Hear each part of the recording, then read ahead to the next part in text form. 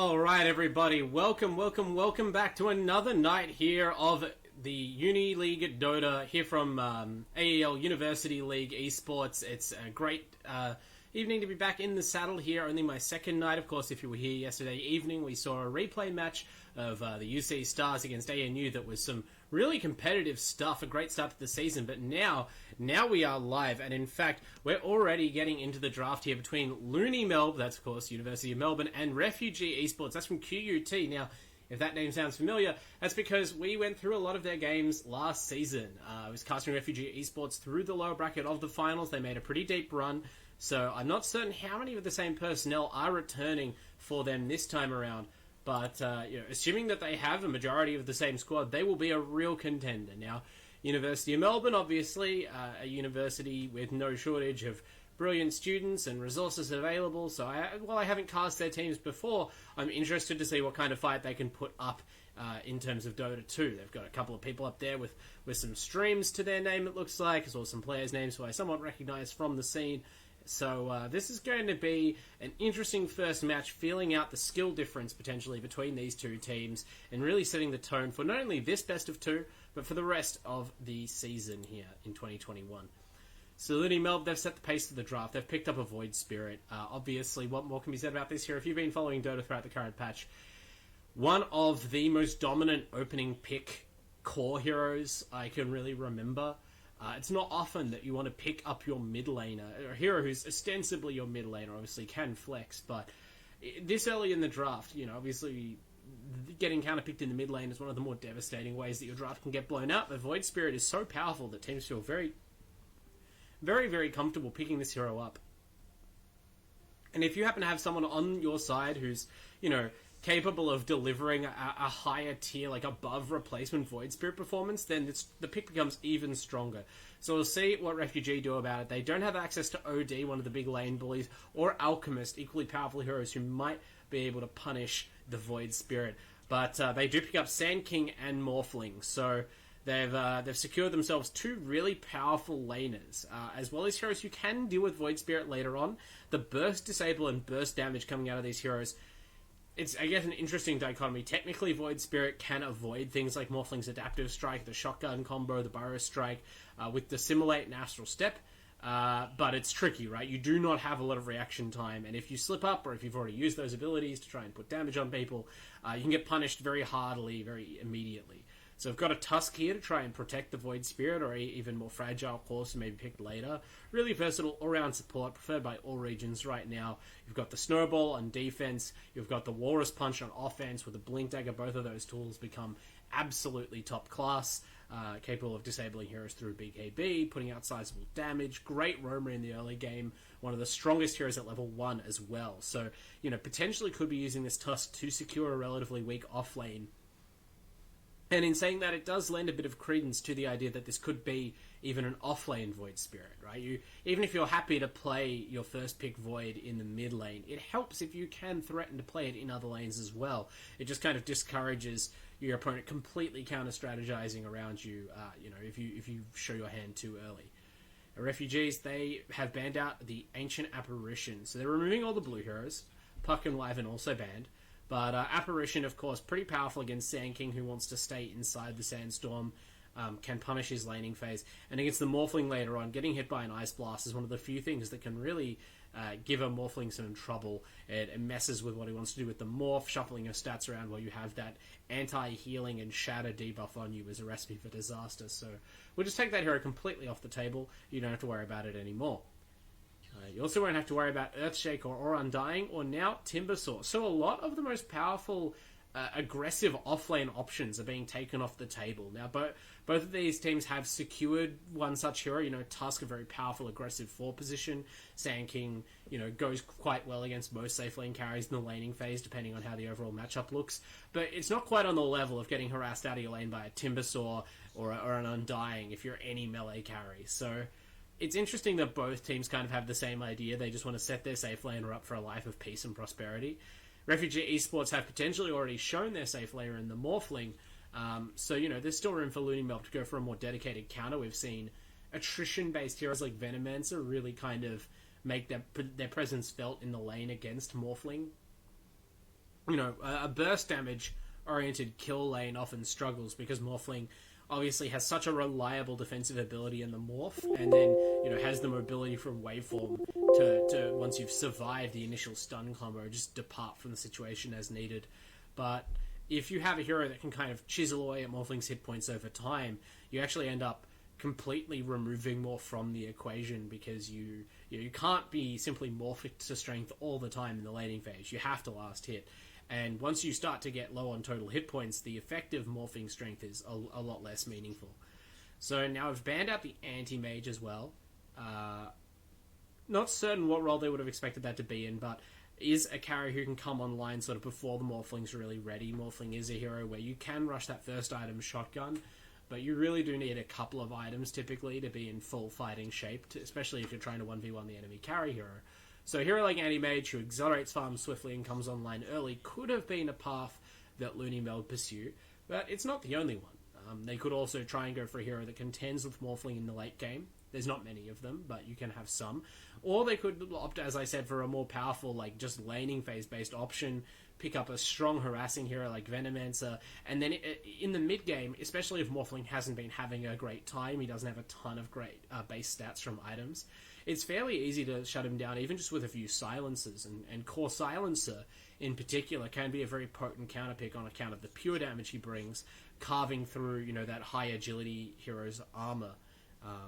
So, Refugee Esports, they pick up Phoenix. This hero has been one of the most prioritized picks of the ongoing Singapore major, the Chinese teams in particular, really demonstrating the hero is still very strong, and basically how, if you place it well and your team is coordinated, there are few spells as dominant as the Supernova in terms of team fights. It's not always at the top of people's list, things like Black Hole, maybe you get more credit, but the Egg is just difficult to readily disrupt, and it naturally baits the opponent out of position, forces in particular carries in most cases to get out of position. A lot of supports not good at breaking the Egg, including the ones that Looney Melb have picked up, because they've gone back and grabbed the Rubik. So it's just very likely to be their, I suppose, their 4 position.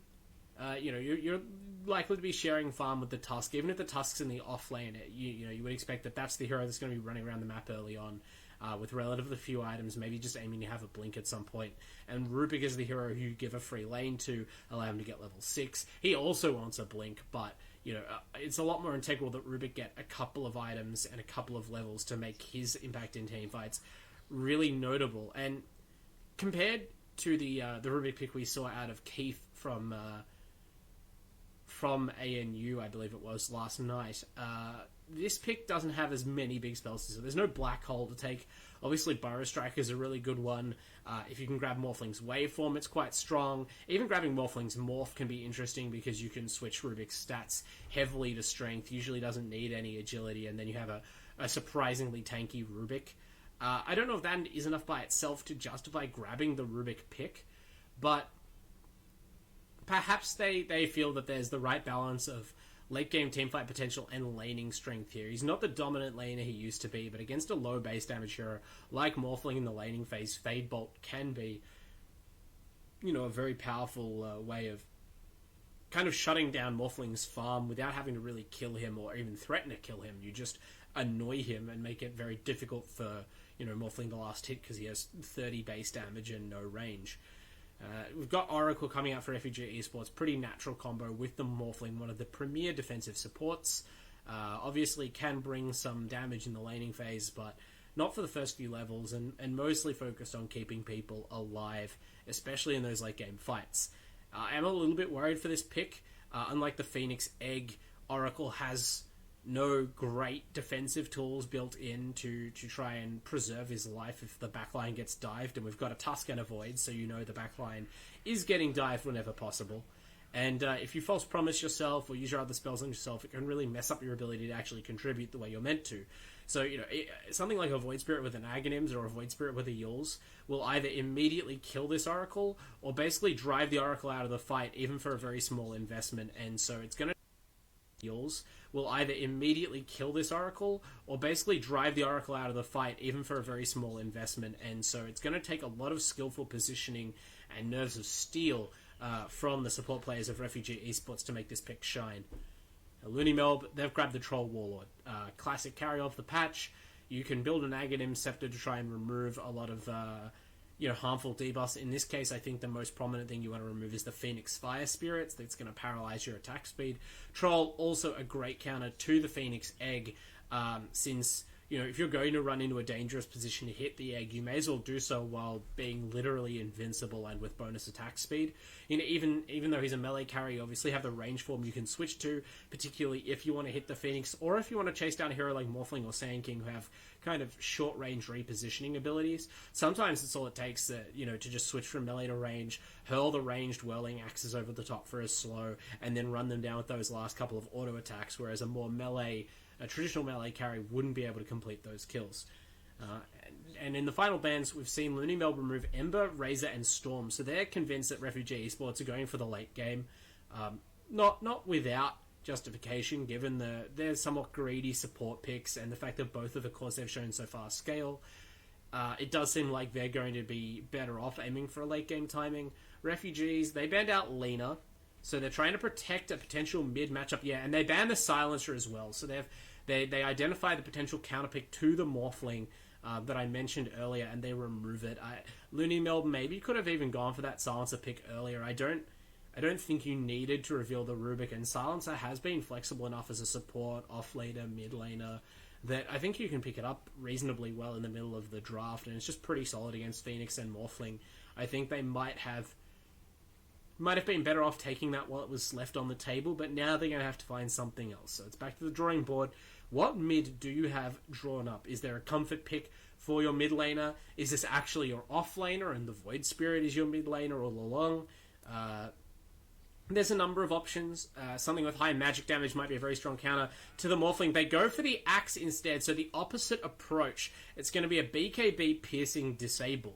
And I have to kind of question this pick. I can see it being worthwhile in the laning phase, because Oracle and Phoenix, neither of those heroes really contributes a ton to the lane. Phoenix's Fire Spirits don't worry Axe as much because, of course, his damage does not come from his own auto attacks. The Sunray can hurt a little bit, and you can kind of wear him down. But presuming you do get the Axe versus Morphling matchup, it's going to be fairly easy for Axe to run at that hero. But okay, we see a Slark pick, so this is going to be a mid-Morphling out of Refugee Esports, or something even kookier.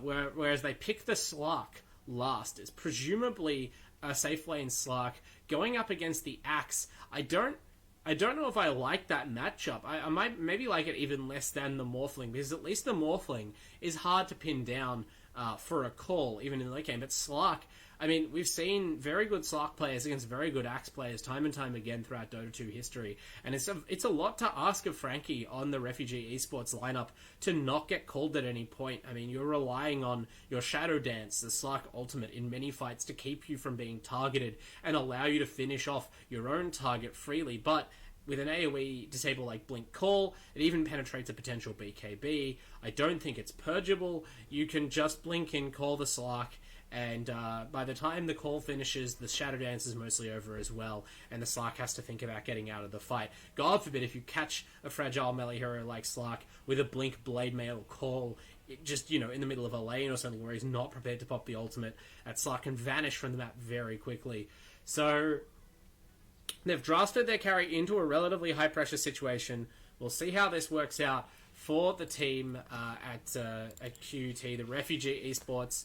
Looney Melb, I like their start, I like their draft, I like their swagger. I think I have them slightly favoured, but it remains to be seen really who will come out on top. I haven't cast Looney Melb before. I don't know how well of a match they are for QUT. I don't even know if this is the same QUT as I'm familiar with from last season. So lots and lots to be figured out here. But as we get into the game, it's worth thanking our sponsors, of course. We have our Chartime, our tea sponsors, of course, who have been providing fresh and tasty beverages to gamers like you and me and all our players throughout the multiple seasons. They're our main sponsor and presenter for the Uni League Season 1 2021. So thank you to them, of course, as we thank them every day for giving us the chance to put on this tournament. There have to be sponsors to make the esports machine work and to give these players the chance to shine, to give me the chance to cast some great games. And of course, as well, Rig Gaming coming on board, a new sponsor for this season, if I'm not mistaken, with the headsets Quality hardware, always appreciated, combined with our AOC monitors. These gamers are ready to go. And these players are ready to go. We see Kage taunting on the Tusk, not quite committing the skill points yet. Presumably that'll be the tag team, and they do have the heroes up here in force to maybe go for a level 1 first blood, but Frankie on the Slark understands that things are a little bit too risky and does not give them the opportunity, so well played there. And it looks like we are going to be seeing pretty much the expected lanes. It's going to be Rubik for position actually in the off lane. We're going to be sending Tusk to the safe lane alongside the Troll. So given that the Troll can stay in range form, this isn't as rough as it might normally be. A hero like Tusk typically does better in the off lane where you have the freedom to play aggressively and pressure enemy laners than he does playing the safe lane and trying to babysit a carry. But hopefully against Sand and Phoenix for at least the first couple of levels, you imagine that Vorkor on the Troll Warlord will be relatively safe. And after that, maybe you can set up some kills on the Sand King. You're going to need some sentry wards though, because Go High Ground, I feed, has picked up level 1 Sandstorms. That's Sand King's prominent laning tool. Not much to be done about that unless you have invisibility vision. At least the Dire don't have any sentries of their own in lane ready. I'm sure that's what the couriers are bringing out now, and maybe we'll see a little bit of a vision battle. On top, though, the battle is one of harassment. We've got Oracle with the best base attack timer in Dota, trading blows with Rubik, but it's Rubik who's coming out on top at the moment, and that Fade Bolt is always ready and primed to disrupt potential aggression or to really secure the trade. Bogged Finance is holding onto it now, though, which is interesting. I feel like you could probably sling it out. And actually, at the bottom lane, there's a kill already. Kage S gets his hands on the Phoenix just with the tag team. I'm not certain. I guess the Phoenix might have dived aggressively, but Vorkor isn't particularly low. But as Phoenix... Oh, Phoenix is committed to the Fire Spirits level 1, so invest in the riskier laning choice, doesn't have that panic button to get out of the way, and apparently utilize those Fire Spirits too early. If you have those as a defensive tool, I'm not sure how you end up going down to a Tusk and a melee Troll. It's a fairly strong counter to both those heroes and the Tusk tag team to be able to massively slow the attack speed from those heroes in melee. But, if you happen to use that to try and harass, and Kage identifies that vulnerability, then you're in a spot of bother. So, Phoenix going down early on. There is a sentry ward up, but Kage S isn't that interested, apparently, in placing down a sentry of his own to harass Go High Ground. It's just the Phoenix he wants, so... Another use of Fire Spirits here, potentially another kill. I know Kage S is watching and waiting, level 2, holding the skill point. This Phoenix is already at half hit points, of course, because Phoenix's spells do cast from HP. Meanwhile, in the mid lane, we're seeing the effects of this Morphling. He's taking heavy harassment from the Void Spirit, but dominating on the CS so far. 15-6 plays 10-1, so that's a bright spot for the Dire. Refugee Esports going to presumably get a really good start on this Morphling from the mid lane, even better than he could expect in his own safe lane. It's a nice Ice Shot from Kage S. That means no snowball, but now the Sentry Ward is down. They don't have time to deward it. This is going to be the death of Go High Ground, and possibly the Phoenix as well. And there's the snowball, level 3 off that kill. It's a double kill for Vorkor. Really great play from the safe lane here, and just to top it off, Bogged Finance wins that ongoing duel with Tau in the top lane, killing off the enemy support. I mentioned Oracle doesn't have a lot to do in the first 2 levels of the laning phase, and Frankie on the Slark, I mean, this is one of the softer laning carries. He's mostly just trying to stay out of axe range and make sure he secures last hits. He's certainly not playing defense for his own support. So, multiple heroes going down, expensive early deaths for the Dire side, just getting rocked by some of these superior Radiant laning combinations. And Vorkor, it's interesting to see what he's going... Okay, he is going straight for the Battle Fury, typical Troll Warlord build, and we'll see how quickly he can pick this up. If you get this timing in sort of the first 13 minutes or so of the game, it's devastating to the opposition. Right now, I don't imagine that this Slark, or even this Morphling, depending on what items he goes for, will be able to match the Troll's farming speed once the Battle Fury comes out. And then that kind of puts... QUT on a clock that I'm not certain they were sort of expecting to be on, right? They've picked these late game heroes and they banned out the anti-mage, so they were aware that there was a potential for them to get overrun in the mid game by a faster farming carry. But Troll Warlord slipped through the draft, and certainly if he completes an early Battle Fury, this is the kind of hero with the mix of farming speed and fighting tools that can exploit that sort of gap in the strategy from Refugee Esports. Phoenix is only level 2 is a bit of a concern as well. Obviously, I was talking about the team fighting strength of the Supernova as one of the main reasons that you might want to pick this hero up in the current patch. I mean, you need to get to level 6 for that to happen, so that looks like being off the table for a while now. Speaking of off the table for a while, Frankie really can't afford to go down here. Good job by Frankie. Nerves of Steel, I mentioned, would be required, and he holds that pounce for a long time until the path is clear to use it as an escape. He hops out of the way of the axe, but he takes heavy damage, and speaking of heavy damage, his compatriots on the bottom lane going down again, go high ground, just gets killed off, and we're at the point in the lane where I wonder whether maybe one or both of these Dire heroes are better off rotating. You know, Sand King and Phoenix can both jungle effectively with the skills they've already picked up, but if you come back to lane, it's very easy for this Tusk to just keep sitting there in the bottom lane, firing off the snowball and the shards whenever he's ready, and picking up those kills. You know where the Sand King is thanks to the Sandstorm basically at all times, and a Sentry Ward per kill is a pretty cheap price to pay, for an average Dota match. So really good work by KGS here. You can see he has the Dust and the Sentries ready. It's going to demand a different approach from the Dire right now. And it looks like, actually, Troll is already sending a courier around to the secret shop to pick up the first part of his Battle Fury.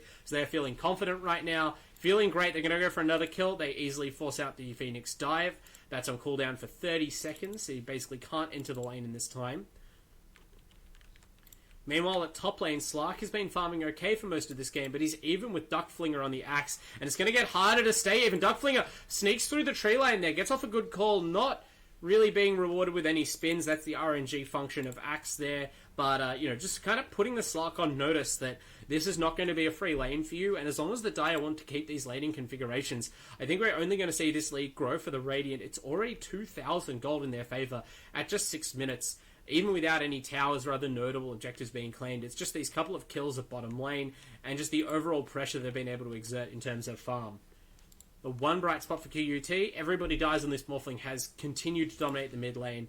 Despite this DD rune that we see on Yarak's Void Spirit, it's 41 CS to 30 and 14 denies to 1. You can see that Morphling is almost a full level ahead currently in terms of experience points. That's what Good Last Hitting will do for you in a range versus melee matchup. Now, top lane, we've seen the Phoenix rotate. This is a great decision. Still only a level 3 support, but with 3 versus 2, it's going to be enough. It's a level 3 Rubik. He is potentially even more fragile. Gets run down by the Slark. That's some nice Essence shift stacks as well. Going to come in handy to maybe get this kill on Duckflinger. He wasn't able to find the room to teleport out. Felt the threat of the Oracle Root, maybe. I mean, the Oracle Root was put on cooldown, so it seems like Duckflinger could really have teleported out, and it seems as though he got a little bit greedy. He's called his mid laner up here and maybe thought he could sit in those trees and wait until Yarak arrived to pop back out and reinitiate that fight. Instead, he gives over a second, much more valuable kill, and now Frankie on this Slark has hit that key level 6. His main defensive tool, the Shadow Dance, is now available. That was much needed for QUT. Now they have, theoretically, they've gone from losing 2 lanes to maybe winning 2 lanes. And now their carry has passed the hardest part of his laning phase. Going to be able to set up and farm now. And I talked about the axe pick being a little bit questionable.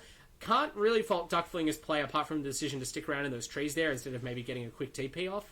But now I wonder how effective the axe can really be, because look at how vulnerable this hero is to sustain magic damage and the constant harassment. We've got a Slark, he lands the pounce, he's absolutely fearless. Axe has no ultimate. There, even with the ultimate, it seemed very unlikely he'd get that kill, and Duckflinger just dies immediately a second time. This is already a very dangerous spot for your offlaner to be in. He can't get his level 6, he can't get a second item, he's just got Tranquil Boots, still only halfway to his blink. The enemy are farming up their supports and carry off killing him. And it's not clear that even Bogged Finance can really do anything about it. They've had to bring KGS up from the bottom lane, where he would have been pressuring the Sand King still, to try and defend the top. Now, maybe Axe will go to the jungle, maybe they'll bring Duckflinger back to the top lane and try and get some revenge kills. But I would like to see him go to the jungle, and yeah, KGS here, he's going to be stacking up these Ancients, really good support play from the Tusk, making sure his Axe has something in the farm, and I think it will be the Axe. Taking those extra resources off the map. They need to boost him to his Blink Dagger immediately. They need to identify, these 2 deaths aren't a fluke. This is a real weak spot in the game for Duckflinger, and you committed to this Axe pick, kind of knowing that, right? Kind of knowing that your team fight would not stand up to mass response from the enemy team. Axe against Phoenix is a bad matchup. Axe against Oracle is a pretty bad matchup. Axe against Morphling isn't a great matchup. You need to be helping this hero out and keeping him ahead, not gambling his game on these dicey team fights, you know, in the immediate post-laning phase. Yarak, speaking of, by the way, moving up here on the Void Spirit, hasn't been able to get a lot done in mid in terms of farm, and so now he's trying to make rotations, but that just doesn't pay off. Astral steps in and just, you know, forces out the Icarus dive from Phoenix, but that's only the prelude to a kill. But this is actually a kill. Vorkor didn't even need to pop the dust there, but making sure just finds go high ground on the Sand King and punishes him. So at least we can see that the Tusk rotation isn't hurting his speed of farm and his ability to control the bottom lane, but maybe it's going to hurt the top lane. Dark Flinger, he finally gets a chop off, does go down, unfortunately, trades his life for the Phoenix, which doesn't look great to start with, but if they can catch Frankie Slark, that's going to be good. Unfortunately, the fortunes end from Tau on the Oracle, roots down the Tusk. He cannot keep pursuit up of the Slark, and as soon as Frankie goes into the trees, they immediately give it up. That Shadow Dance passive regen kicking in, making the kill all but impossible. In the meantime, though, as much as the Troll Warlord is having his way with the bottom lane and the Sand King, everybody dies, and this Morphling has been completely uncontested in the mid lane. Void Spirit's basically given up.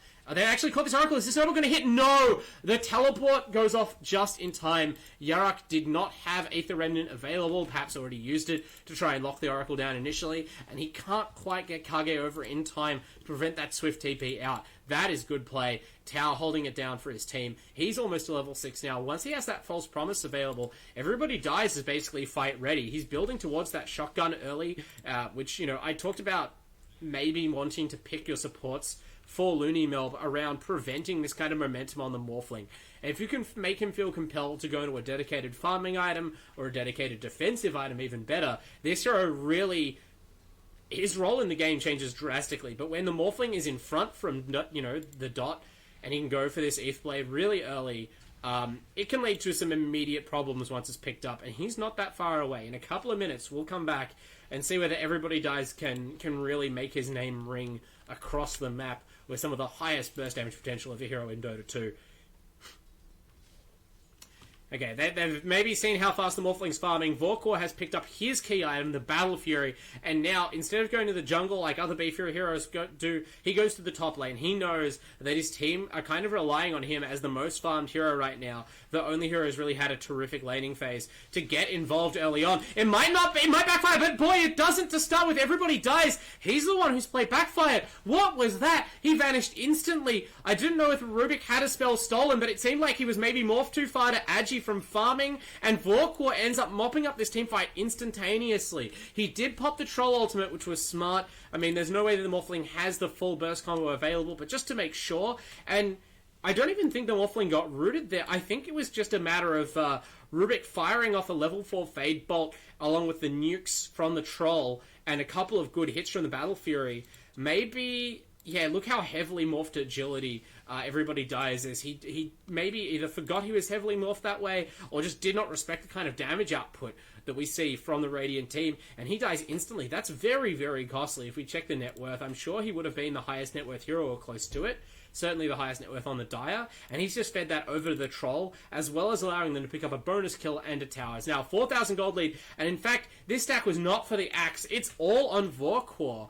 The Axe has found his Blink Dagger another way. Duckflinger just kind of making it work with some easy farm of his own. Now he's going to get some easy farm off this Sand King. Go high ground. Needs the reinforcements, and his team do come through for him finally. They can't just let this Sand King, linger in this bottom lane, farming very slowly, very scaredly. He needs a Blink Dagger. He needs to get involved now because Vorkor is running away with this game. He's 1,500 gold ahead personally of the next most farmed core on the map. That's Everybody Dies, and he's progressing towards his Aghanim Scepter with all haste. That's going to make him very tanky against the Morphling Burst combo, even if he's not able to get the ult off in time. And it's going to make it almost impossible for Phoenix to control him or get a good egg off. I wouldn't even be surprised to see the Troll pick up a Blink Dagger. In fact, he's queued it up after his Ags already, so this is partially the impact of the Swift Blink item that we've seen become all the rage amongst carries. It gives you a way to buy that Blink Dagger knowing that you're going to be able to develop into a very powerful late game item once you've gotten the rest of your core together. But it also just shows how confident and how far ahead Vorkor feels, right? You can start itemizing very specifically to punish heroes like Phoenix and Oracle by blinking onto them in the backlines and abusing this purge to make sure they can't control you. But you know who can be controlled? Everybody dies. I really didn't see this coming. As a Morphling with Waveform, Ethereal Blade, and Morph, there's no way he should be going down this easily, but he is caught flat-footed again. Great blink call out of Duckflinger. Maybe they didn't realize he had the blink available, although he did blink onto Sand King in the bottom lane jungle, so a little bit of communication would have warned the mid laner of that threat. And so now, after absolutely smashing Yarak's Void in mid, 2 key deaths really slow down this Morphling's momentum. It feels very punishing. It feels like it didn't have to happen, and that was one of the best things they had going for them, because nothing else is really working out right now. Tao, he's been playing okay, but on the backlines alone, caught by Kargas and Duckflinger, he is food for the troll. Or in this case, food for the trust. And everybody dies. He's still just sitting in the mid lane again. Duckflinger, that's... I don't know if he needed to make the blind blink. He literally had creeps running up the high ground. Maybe he wanted to find this Phoenix, which would have been a pretty good next level play, understanding that it's much riskier to go for a call on the Morphling when he has backup. It's risky to even be in the area after popping his Blink Dagger. As he finds out, he's caught by Go High Ground, and once they have vision, Duckflinger is brought down by a coalition of dire heroes. Frankie gets the kill. That's pretty valuable as he tries to keep up on net worth. Only the Possess Mask and a Yasha to his name. And now they're going on the Void Spirit. Yaku's pinned down by the Slark Pounce, but it's not quite long enough. Good defensive work by Bogged Finance. He's able to hold off the kill and allow his mid laner to escape. They'll be sacrificing the tier 1 tower top. But Vorkor goes in as the troll, and this is the kind of play I expected to see from the Battle Fury carry troll, right? He's been actually making it work in the fights, but he can just as easily outpush the opponents without even committing his ultimate, right? He gets a lot of damage on that tier 2 tower top. Once that's gone, obviously the outpost becomes exposed. He can start to really flex his muscles and take over the dire jungle almost by himself. And once we see more Blink Daggers up on these Radiant heroes, the Troll can really play quite recklessly. Being ahead of the game as he is, he's not going to be forced to pop his ultimate cheaply. And if they do bring enough heroes to bring out that battle trance, he's going to stay alive long enough for reinforcements to arrive. And that becomes just such a difficult problem to know how to deal with. The Duckflinger, he's not quite as much of a problem this game, but he is definitely making his presence felt. He gets another Blink call off on the Sand King, and this time, there's no help for Go High Ground. He feeds it up. He's now down to 0 and 4. Pretty unfortunate for the Sand King. He's trying to find his... still trying to find this Blink Dagger. Went for a Veil early, which... Granted, it increases their potential to burst out heroes like the Troll, but that's not the kind of situation we're seeing the Sand King in right now. He's not playing with his team. He's not going for these quick kills. He's just trying to find some farm, and by having that instead of the Blink Dagger, his farm is delayed. Tao, he's going to be delayed from impacting this fight. Still hasn't really used False Promise much yet, and won't get to use it for this next engagement because he's in the ground for 17 more seconds. Granted, Yarak can't quite find the Aether Remnant on the Morphling. Everybody dies, just carefully pathing around it. And even now actually goes and diffuses that landmine of an ability by stepping into it. So Vorkor, he finishes off that top tier 2, and as expected, claims the outpost. So he is just a solo menace right now. He's flying out his full Aghanim Scepter, it looks like, which is pretty rough for the enemy team at 17 minutes into the game. Picks up a Grove Bow, but wants none of it. He's hanging onto the chipped vest, which is interesting. I wonder whether this courier has a superior neutral... Nope, still just the chipped vest. Just opting for the defensive item. And now at that tier 1 mid, the Roshan is so exposed, I would not be surprised to see the Dire go straight in there. The Radiant. I don't know how many of these Dire heroes have been scouted at the bottom lane, but whether or not the refugees know it... whether or not Looney Melb know it, they are currently in an ideal position to take Roshan. There's almost no dire vision, at least on the paths that they were walking, and there's definitely no dire heroes. As soon as any of these step into vision of the Radiant, they are going to, become aware of the opportunity that's on their hands. But right now, they're hungry for hero kills, not Roshan kills. They're trying to scout out everybody dies with a smoke, but he's farming in... just that fringe of trees to the side of mid lane, near the easy camp. He's able to identify what's going on. He fires off the adaptive strike, still no shotgun ready. That's a consequence of those early deaths. You would expect that after his start, he would easily have about 18 minutes. But instead, he's going to rely on the 1-2 follow-up, and his team come through. Yarak just a little bit out of position on this Void Spirit. Obviously, his hero was first picked, so you would understand that they're ready to counter it, but he... maybe needs to work on his positioning a little bit, feeling like he's not quite the pillar of his team they might hope he is right now in this game. luckily for them, the Troll is like an absolute, Doric column of a hero right now. He's up to nearly 12,000 net worth and accelerating his lead. Armed with that Aghanim Scepter, it's both a defensive item and a farming item, reducing the cooldown on those Whirling Axes nukes. And he is just decimating the Dire jungle on the minute, keeping that outpost locked down. Seems very likely that we're going to get both of those XP bursts to the side of Looney Melb come 20 minutes. And once he gets this Blink Dagger, I imagine that's going to be the go time for the Radiant to fight. The Dire's biggest asset for Refugees, their warding is really strong right now. And, of course, Yarak, who keeps donating them kills, he does manage to avoid the Burrow Strike running to the left, and that's a fancy little bit of footwork that is assimilated as well. So Yarak, he does redeem himself, walks into an extremely dangerous position, but walks himself out again, and in the end just wasted a couple of heroes' time for a few seconds. Everybody dies, able to pull off the same little time-wasting gambit. He has his Ethereal Blade fully completed now, and even a bottled Invis rune. So it might be a little bit late, but this is a chance for the Dire maybe to get in a quick counterpunch before we see real aggression come out from the Radiant with this Troll Blink Dagger that I think is flying out right now. They've got a lot of items on the way, actually. Troll Medallion... Tusk Medallion. Troll's going for a Mithril Hammer. Axe is completing a Blade Mail, so maybe not the Troll Blink just yet. They feel confident they can keep finding these kills. And I mean, everybody dies is proving them right. He walks into the lineup. Now, granted, Frankie is able to find some of these couriers. There's actually a courier logjam. The Slark's trying to catch up to them. He's already got one. Troll's courier and Tusk courier, they maneuver them around the enemy carry. Maybe Sand King can catch them. He hastes after them, but even with the haste, he blinks.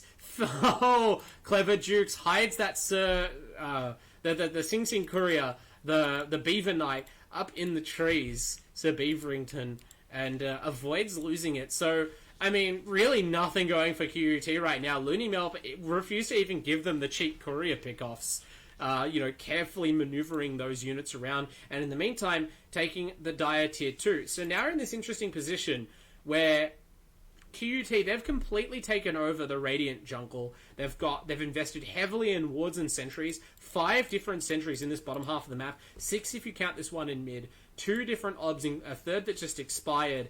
And in the end, not only have they, not been able to stop their objectives falling around the map, they haven't even managed to get a kill. Yarak is the only player who walked into that dead lane zone, and he immediately realized his mistake and was able to even slip away.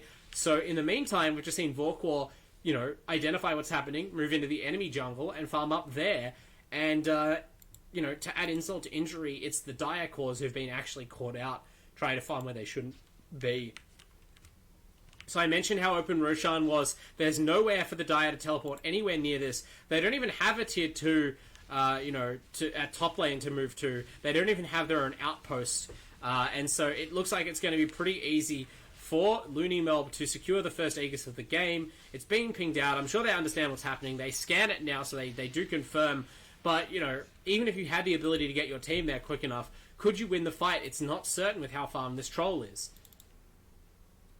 Yeah, he's actually going for his BKB prior to the Blink Dagger, so seemingly feeling like his team are so far ahead right now that he does not need to go for the somewhat risky Blink Dagger pickup just to counter the Phoenix. And I mean, they haven't even really managed to deploy an effective Supernova at all this game, so understandable.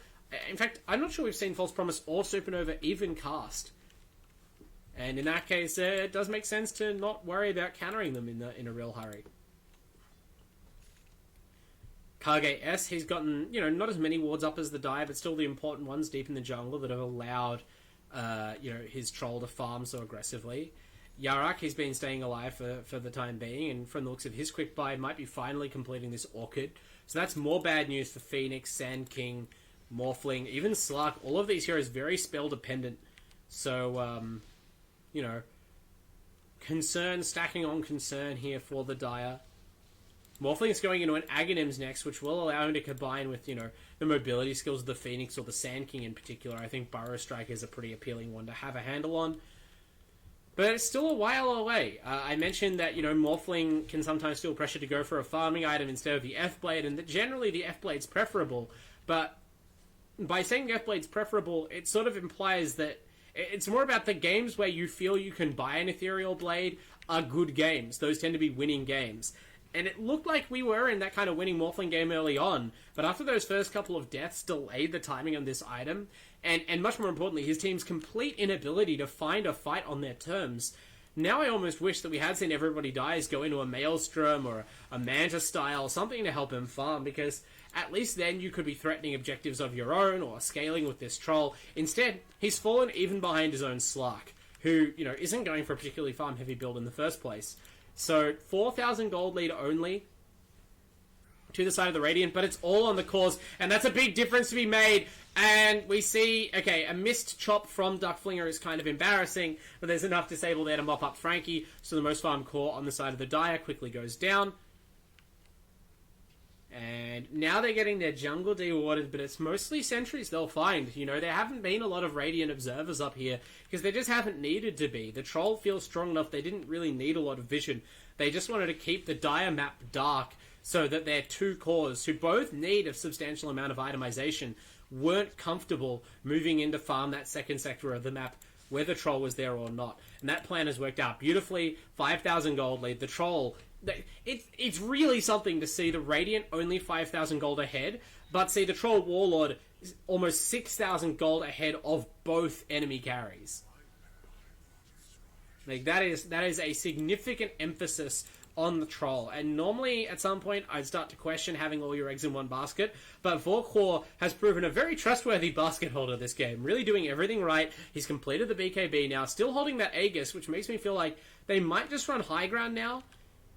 Certainly, Looney Melb have been in no hurry to end the game, and it looks like they're going to respond instead. They're going to go for the hero kills before the high ground, not wanting to give up their advantage or even risk that Aegis. They pursue the Sand King. They don't get him immediately, but they do find Tau on the side, and that delay does cost them high ground. No, it doesn't. Vorkor, with his own blink, he's finished that now, and he answers back, go high ground. Managed to dodge the first Whirling Axes, the ranged volley, with a very well-timed Blink Dagger, but unfortunately he's immediately sniffed out, and with that new Blink picked up, Vorkor demonstrates there is very few ways to avoid his wrath now. Magic Immune on Q, cleaving through your creep waves to out-push you and out-farm you, able to dispel any sort of debuff placed on him. Far too tanky to realistically be brought down by Everybody Dies, and just an all-round menace. Very, very, very strong play by Looney Melb in this game one. I'm a bit worried for QUT. I mean, you always have the opportunity to go back to the drawing board, and this first game is not even over. It is very difficult to lose a match of Dota, like, mathematically on paper. But you have to factor in morale, you have to factor in what the match result is telling you about the team's, like, level of comfort and their creativity. And what I'm seeing from QUT is, like, this game was not always this bad. Even when they fell behind at the start, they were only slightly behind. They were ahead on some heroes. But what's happened is they've kind of been paralyzed strategically, whether it's because those deaths on the Morphling upset their apple card, or whether there's just a lack of clear coordination or captaincy from this team. They haven't been making decisive moves. And when you just sit back and farm against a skillful team who do have that decisiveness and who have a better farming start than you thanks to this Troll Battle Fury, it's one of the easiest ways to lose a game of Dota, and one of the saddest. Because, we haven't really seen much of a fight put up, and now they're a lane of racks down, or at least a melee racks down. And they didn't even defend that, so perhaps they're gunning for some timing here. With it. The Morphling has completed Aghanim's now, so he's running around as the Sand King. Maybe this is what they were waiting for. With two different Burrow Strikes, their control for the Troll and the Void Spirit is very sizable. They can bail each other out. Everybody Dies is going to be hyper mobile. But I'm still not sure it's enough, to be honest. Like, it doesn't matter how many Burrow Strikes you have against a 10-second BKB.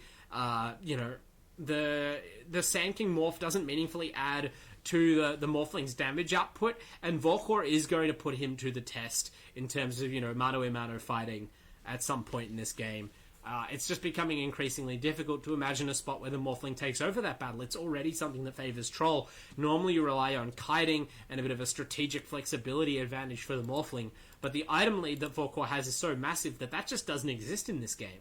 Now he's going to go into the Basher and then shortly afterwards into the Abyssal, and just more and more tools to secure kills, punish positioning, shut down the options of the Dire to play against him. Everybody dies, risking getting shut down here. Kage S can't quite find him in the night with those ice shards and a super long-range burrow strike. Of course, the Aghanim Scepter means that it's not just a stolen burrow, it's a stolen Ag's burrow. So the super long-range burrow gets the Morphling out of dodge there. But I mean, if all this is going to do is enable you to play a split push game, I don't think it's going to be enough. Melb, they have shown strategic decisiveness. Their team is moving around, not even just as a group, but individually, securing key vision, making sure they control as much of the map as possible, whereas we've seen a lot, just less efficient play overall from QUT. And, that means that if you try and play this split push game, you're not going to come out on top, unless you step it up. Tao could be sent to the moon by this Tusk at any second, but Kage S, again, such discipline from Looney Melb. I'm really impressed here. They decide not to go up the high ground. Granted, probably could have bursted that kill down, but there's no essential need to go for any sort of risky play right now. They are so far ahead. They chase this Morphling back out of his own jungle with just a 3 and a 4 position. 3 and a 5 position even. This Rubik now has buffed up his cast range, carrying the Spirit Vessel, a really key item that I didn't pinpoint earlier, but that is very powerful against this Morphling. Until he gets a BKB up, it's going to limit the usefulness of the Morph, in the same way that Band AA hero. Kage S finds Go High Ground, I quit. Go High Ground, I feed. And, again, making him live up to that name. That is 7 deaths on your Sand King now. That's very brutal. And Vorkor, they've found the Morphling. 1 Axe Claw is all it takes to start the root train from the Troll. The Morphling, Morph Strength, stays alive long enough to, banish himself with the Ethereal Blade. So his itemization working out at least to save himself. But then we see Vorkor just effortlessly transition with that Battle Trance. His hands are off the keyboard. He watches his hero pick up a freebie on the Phoenix. And now with both those teamfight controllers in the ground, Phoenix and Sand King, it's going to be a second lane of melee racks, and yeah, the game is dropping further and further out of reach, unfortunately, for the Dire. We see that Slark is, picked up a Skadi, so they're reaching a point where, theoretically, if you bring 5 heroes to the fight, you fight on your own high ground, you maybe get a stun off on the Troll, or you bait his BKB, you take out something like Bogged Finance before the fight, good play there, maybe you can kill Vorkor. And he does not have an Aegis right now, but he does have a 10-second BKB, and they've waited so long that even a kill on him at this point is not going to turn the game around. But they maybe get that kill. They finally force the BKB. He's already very, very low, and isolated. He's forced to kill the Phoenix Egg first, which he does. His team are already dead, and now the Troll goes down. So that's the team fight. That is the team fight that QUT have been playing for the last 15, maybe even 20 minutes. They've been so passive, so defensive, so single-mindedly focused on farming up the items they needed to make that happen. And they even needed a little bit of help from the Rubik, who died in a really curious spot on the Dire high ground after his team had already bailed out of that push. But help they did get, and they did capitalize, so credit to them. It's a big gold swing back their way. As I said, probably not enough right now. You are down 2 full lanes of racks. This Troll still has 9 seconds. That was his first BKB charge. It wasn't even a full clean team fight win, and you're not going to get many situations even as good as that. So it's really important to see what they can pick up here. Ideally, they would take the Roshan, but I don't know how brave they feel. Actually, sorry, Troll is still dead for 40 seconds because of how high level he is. They have plenty of time to go into this Roshan right now, and it does look like they're posturing, but it's not quite spawned yet.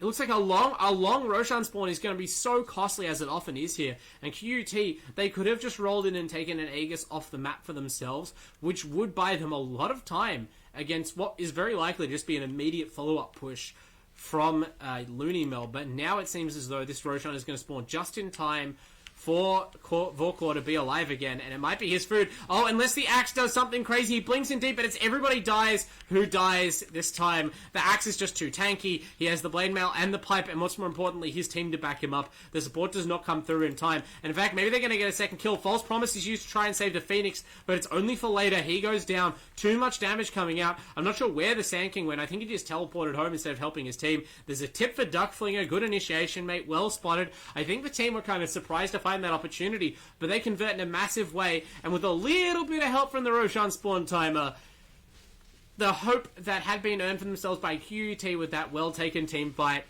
kind of amounts to nothing, because now we're going to see a second life on Vorkor. He annihilates the Oracle Courier that was camping out to try and spot the respawn time. A little bit of extra gold, a little bit of extra psychological damage. There it is, second life. His BKB is in the backpack, so you know that he'll have that magic immunity ready after he dies the first time. He's going to come back up, immediately magic immune, probably with a battle trance ready and a blink dagger. It's so hard to take a team fight against this hero because he has so many tools that are just very easy to utilize, honestly. It's not to say that Vorkor has not played with immense skill this game. His understanding of the game and what he needs to do and how powerful he is, like, the way that he rotated immediately after finding this Battle Fury and began dictating the pace of the game with no other items takes some guts and some real identification of what kind of game this is, because that is definitely not always the correct move. But now he's at the point of the game where he is coasting. He picks up an Invisor in here, effortlessly shrugs off some aggression from the Slark and the Oracle. They drop back into their base. They've lost their Sand King again. I didn't even shout that out. Sorry, Kage S. Just finding high ground or feed. He is going to need to tighten up his positioning, although I recognize it's hard to stay alive when your team is this much pressured and has lost this much control of the map. Making space for Frankie on the Slark, as well as everybody dies on this Morphling, but neither of them have progressed to another item. They're forced to hold their buybacks, which I think are available at least.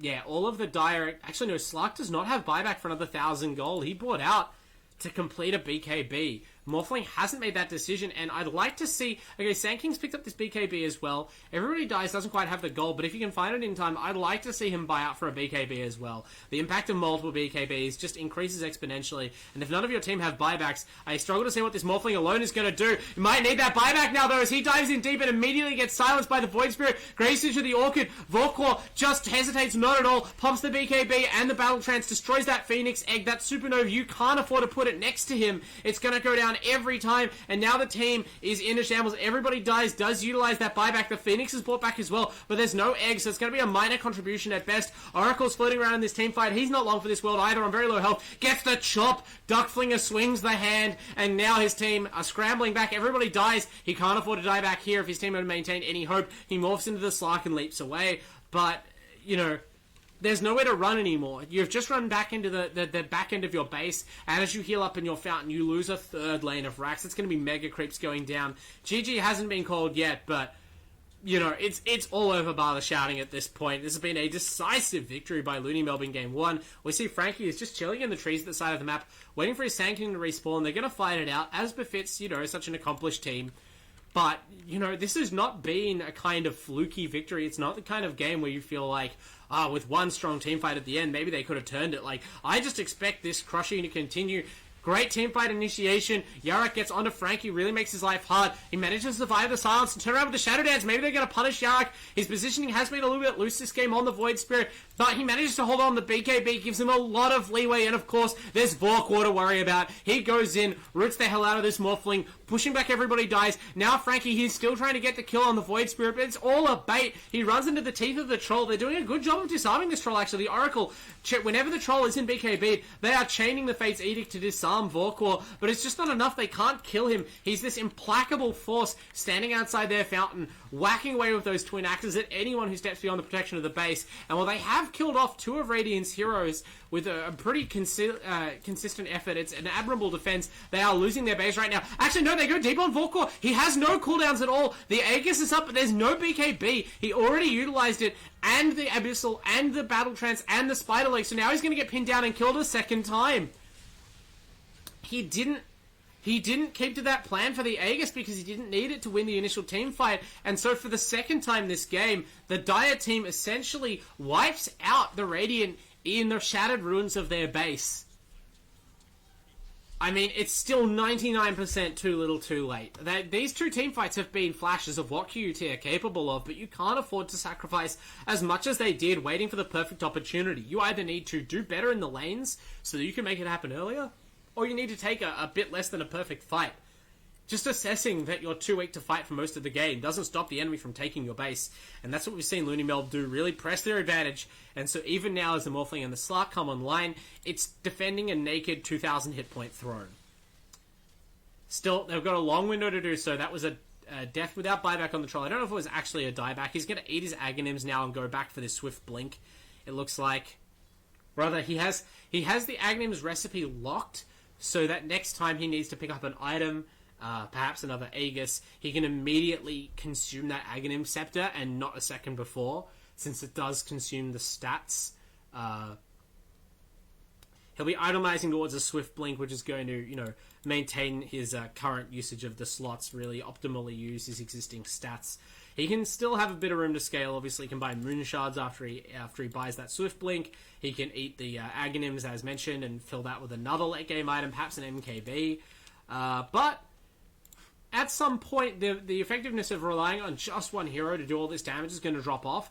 And that's where these questionable, the pick of the axe and the play of the Void Spirit that have been a little bit less than you might desire might come back to bite Looney Melb. It's going to be a tough ask for QUT to hang in the game that long. They're going to have to defend probably another couple of pushes where they're under severe threat. But there is the potential to turn this game around.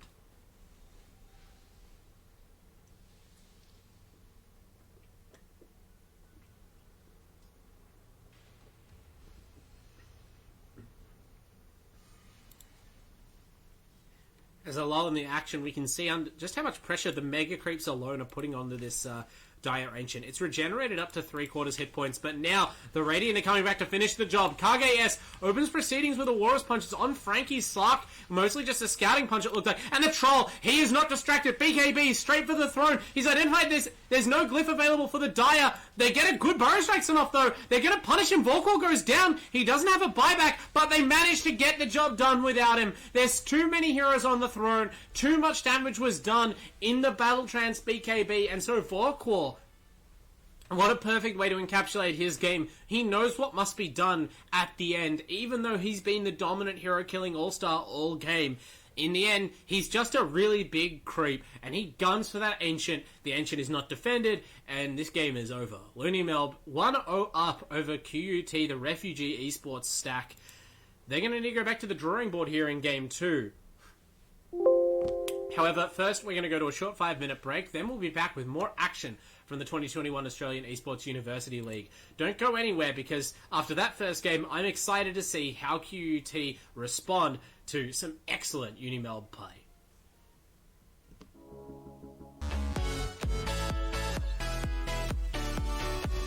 Alright everybody, welcome back to the AEL Uni League Dota 2. It's the University Esports competition for Dota 2 throughout Australia. Every university student can enter, of course, and we've seen some of the best university talent available for Dota 2 just crushing it in Game 1 between QUT Refugees and Looney Melb.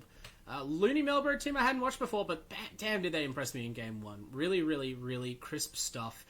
Great discipline, great decision-making, great coordination as a team. Their draft was solid. They adapted very well to the game. Even just the small things like Volkor on the Troll Warlord, adapting the timing of the Blink Dagger when he recognized that the pace of the game wasn't quite what he expected. That's the kind of hard-nosed, all-in, really competitive play that's going to take a team far in this competition. But of course, QUT Refugees, no stranger to the finals of the Uni League from last season. So it is a best of 2. They have the opportunity to bounce back now. And it seems like, actually, they were playing with a sub in Game 1. So Elite and Co will have the opportunity now to step things up. We're just actually waiting now to see if they can bring in their main roster players, coordinating the admins and their opponents right now to make that happen. So, in the meantime, I'd just like to thank, of course, our sponsors.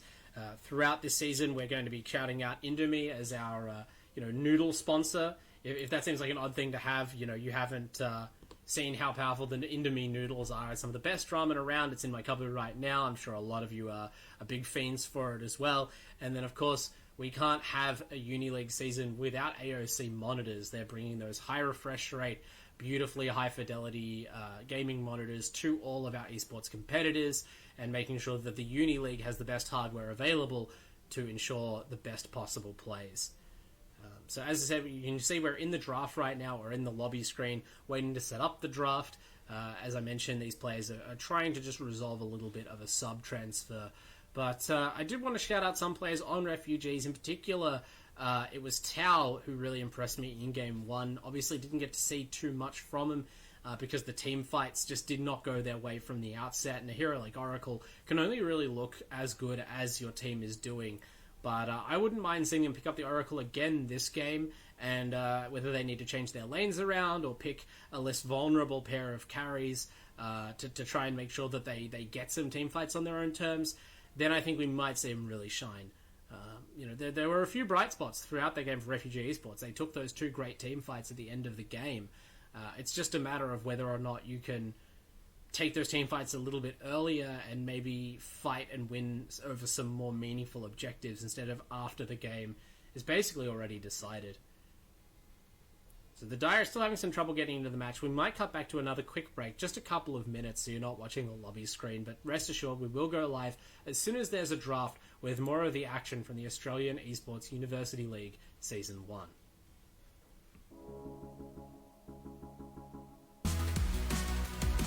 Alright, here we are. As I said, we're back as soon as we have a draft, and sure enough, the draft is underway. Credit to all the players and the admins for working through that. There's some sort of nonsense going on with the Dota 2 match coordinator right now that's making it very difficult to set up these lobbies, and in the end, we're just going to go again with the same 10 players from Game 1. So Refugee Esports unfortunately could not call in their full main stack, but I don't think that the lineup they played Game 1 with it's impossible for them to win with in Game 2.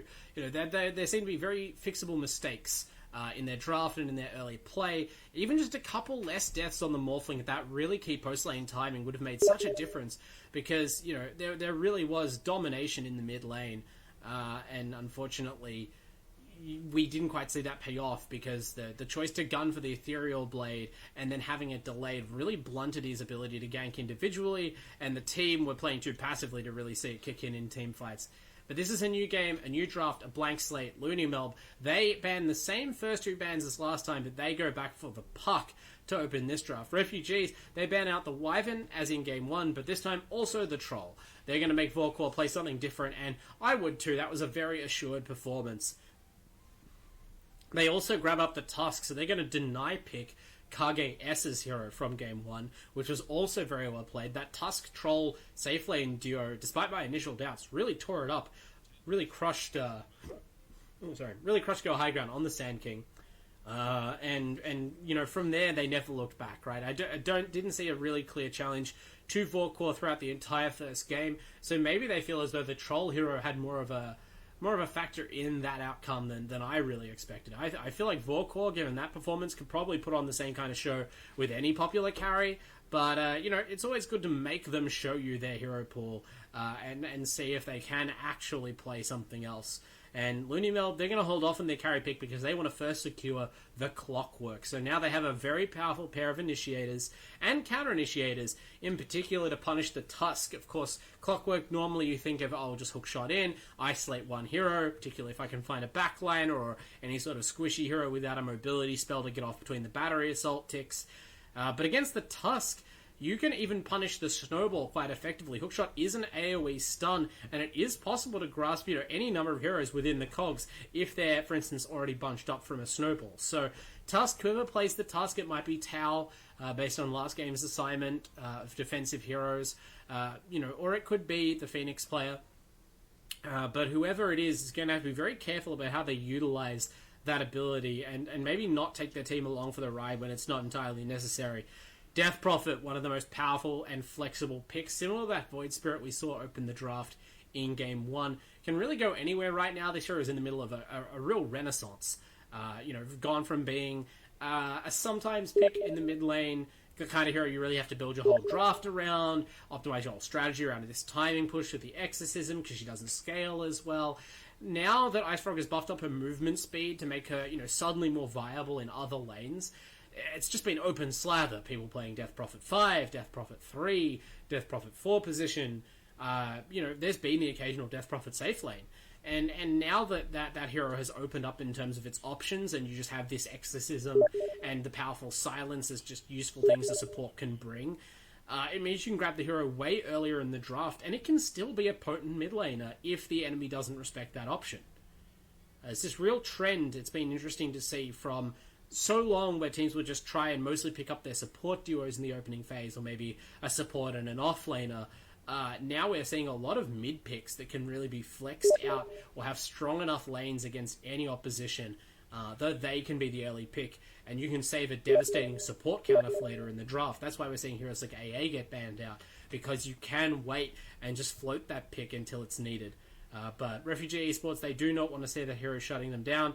This time it's the Death Prophet who looks vulnerable to the Ice Blast's healing cancel, and so we remove it from play. Slark banned out by a Looney Melb. It's not that Frankie had tremendous impact in Game 1, but again, make him play something different. And it wasn't a bad Slark performance. It was more that in conjunction with the Morphling, I feel like the two carries that Refugee Esports went for in the end had two similar weaknesses. You don't really want heroes who have the same kind of farm dependency, the same timings, the same sort of reliance on mobility spells in fights. It just makes it too easy to pick around for the enemy. So I guess in this case they're going to be discouraged from making that mistake, because Slark is off the table, as is Ursa Warrior. So one of the strongest carries of the patch, hands down, just deleted. This opens up a range of good offlane picks for Looney Melb that would otherwise, be potentially countered by the Fury swipes. And if we continue to see heroes like Monkey King get banned out of the pool next, then you know that something like a Tidehunter, like an Underlord, even like an Axe of their own is coming, or another Axe of their own, I should say. Duck Flinger played a solid Axe Game 1. I'm not going to say that I was like so impressed that I understand needing to go for the Axe, but it worked out, right? Like, I might think it's a difficult game to play Axe. I might think that there's better things to rely on than just I'll hit the calls. But if you hit the calls, it's really hard to specifically argue against. And Duck Flinger mostly hit him in Game 1. So, assuming that this Clockwork and Puck are not the offlaners, strong potential for that kind of really attrition-based static offlane hero. Even an Underlord, actually, another very potent punishment for the Tusk. Not bad against Death Prophet either. Could be the go here for Looney Melb if they're willing to play Clockwork as a 4 or 5. And they do remove the Monkey King. It goes hand in hand with the Ursa ban.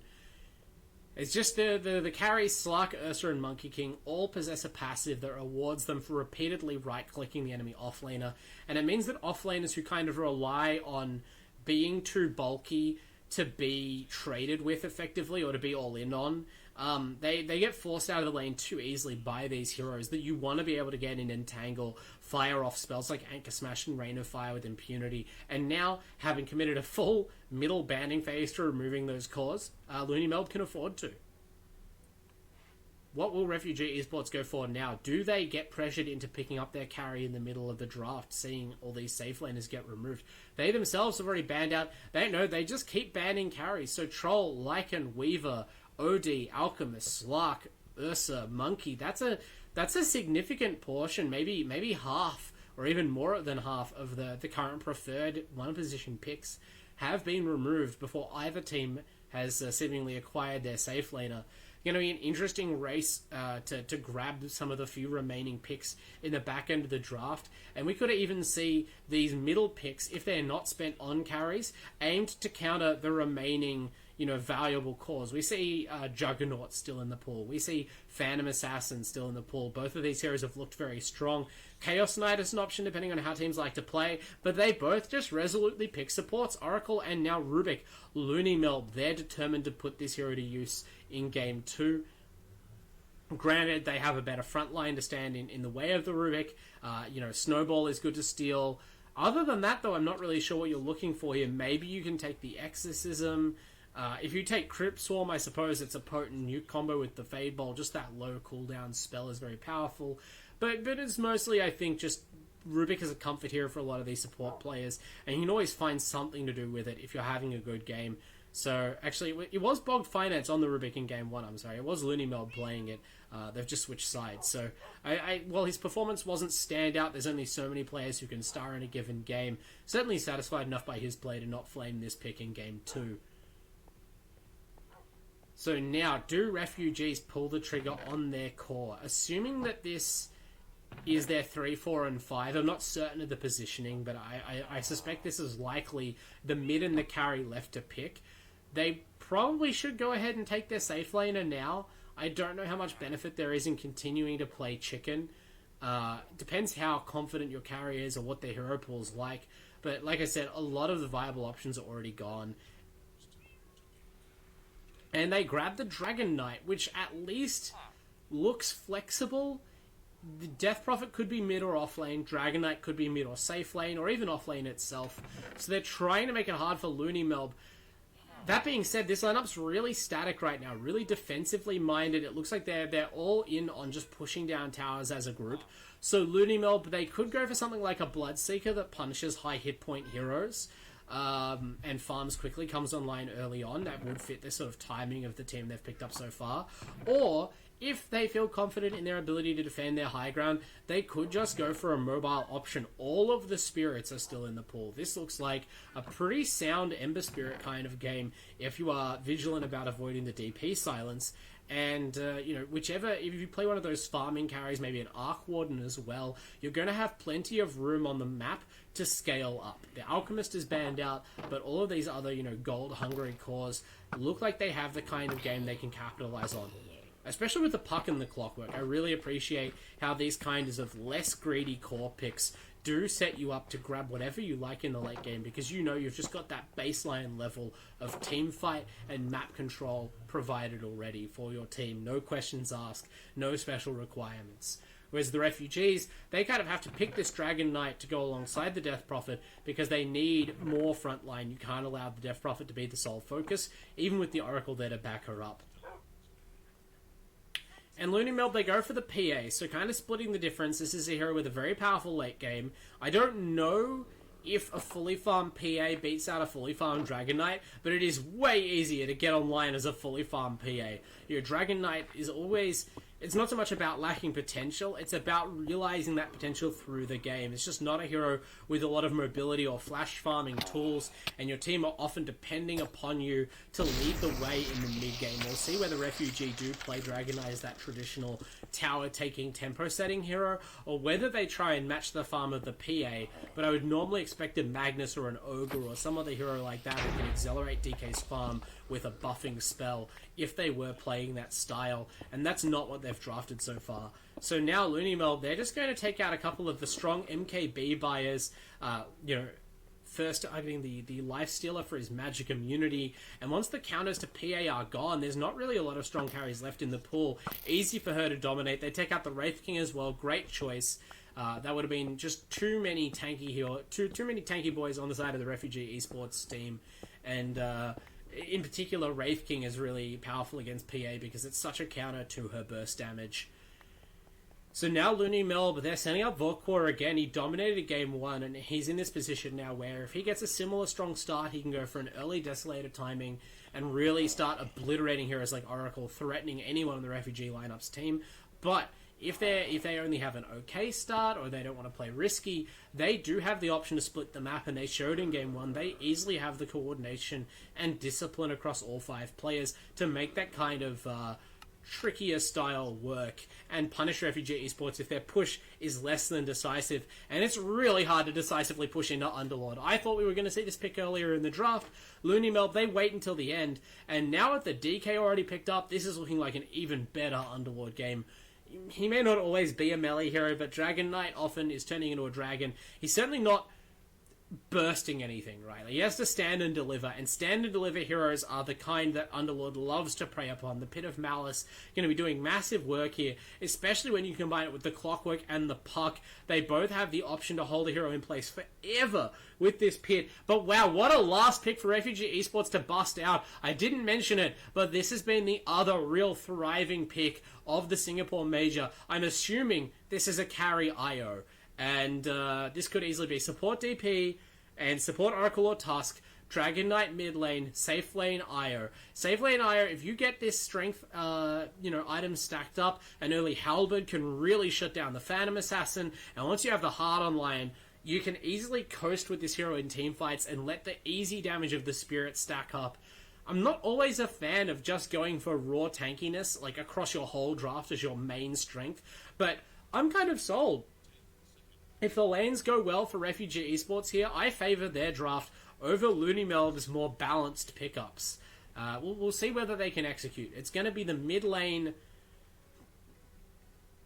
Okay, it's going to be the mid lane IO, it looks like, actually, potentially. Just based on the player assignments, and the off lane DK. Granted, it could as easily be a safe lane IO just based on who's comfortable with it. It is the kind of pick you need to practice. Regardless, we're going to see Go High Ground on the DK. We're going to be seeing Frankie on the DP. And it's going to be Oracle and Tusk supports. So really exciting game coming up as we wait for the coordinator to load in. Of course, we want to shout out as we switch to our game view. We're going to want to shout out our sponsors again. Thanks, of course, to Indomie for providing our noodles and Chatai for providing our drinks. It's a deadly, deadly combo, much like the Wisp and Dragon Knight that we've seen picked up here. Make sure you are refreshed going into your next game with all the spices and flavors of Indonesia, and of course the taste of the tropics through the bubble tea provided by Chartime. As we head into game 2 here of our best of 2, it's really hard to split these teams because Looney Melb, they proved that they're potentially the stronger team in game 1, but this is the kind of draft that can effectively blunt a team's skill. Coming out of QUT, Elite here on the mid IO is going to have the opportunity to exploit Yarak, who, no flame, looked like one of the weaker spots on the draft in game 1 for his team. So, if this Wisp has a good start, that's the kind of thing that can really cost you because, no matter how good the game is from Vorklaw, if the Wisp is ahead of you in terms of items, if Elite gets that key level 20 talent, the plus 60 spirits hero damage, that is going to punish PA so hard. She's going to need to have Desolator BKB, ideally before that time, and probably a third item, because these heroes combined, they're all so tanky, and there's a lot of work for her to do, a lot of big trees for her to cut down. The Kage S, playing the Clockwork again, the aggressive 4 position support, trying to get things done before the creeps even spawn, as we see the teams tangle in the bottom lane. Frankie's moving in, no level 1 slash, herself on the Death Prophet. Spirit Siphon going to be draining a lot of hit points away from the clock. Oracle, another slow starting support hero, much like the Phoenix in game 1, but this time Duckflinger on the Underlord is going to have even less trouble holding down the lane. It's going to be much more about how good Vorklaw's start is versus how good Elite's start is on the Wisp. Can we see a captain's performance from this core IO? It's going to be building towards the Helm of the Dominator, presumably, which is very, very key for farming. Obviously, IO is a hero normally defined as a support by which hero you choose to partner up with and follow around the map. But on the core IO, you're much more prone to picking up the Helm of the Dominator, taking control of a neutral creep with a powerful stun, and then using that as your tethered ally so that you can run all the buffs that Tether provides, as well as have additional control. It's a very, very difficult hero to play, and a completely unique play style, so we'll see how much Elite has this practiced. If it's within your hero pool right now, you could hardly ask for a better pick. So we're going to see Volkor right now is out alone against Go High Ground. And I mean, look, for a player that struggled in the first game out of the laning phase, Go High Ground's on a very safe pick here in this DK. It's normally the kind of hero that with levels up in Dragon Blood is almost impossible to kill, but Kage S brings enough control that an isolated Dragon Knight could go down, and he doesn't even have that defensive passive skill yet, opting for the level 1 Breathe Fire to secure range creep. So forced to bring in the Tusk there, and Tao does arrive in time to help secure that. And we're going to be seeing, actually, I said it's the least common of the DPs, but the safe lane Death Prophet on Frankie going to be hitting the creeps in the safe lane, and that's a really nice lane matchup to take against this Underlord. Spirit Siphon, you can chase the Underlord all the way down the lane, so despite those bans that were committed to protect Duckflinger's pick, still ends up with a kind of a tough matchup here, and going to be relying on his support, the Rubik of Bogged Finance, to prevent those situations from going too far south. Going to need a very quick telekinesis, throw the DP back, break the tether range of the Soul Siphon, and prevent the trades from driving the Underlord out of the lane too soon. And the early last hits, they're vindicating these lane matchups for the Radiant. Even Go High Ground is staying ahead of Vorkor so far. Kage-S going to have something to say about it. Tao, he took Ice Shards level 1 on the Tusk. This was almost unheard of. I assume it was for the level 1 fight, but they've both taken interesting level 1 skills that have left them a little vulnerable in the lane.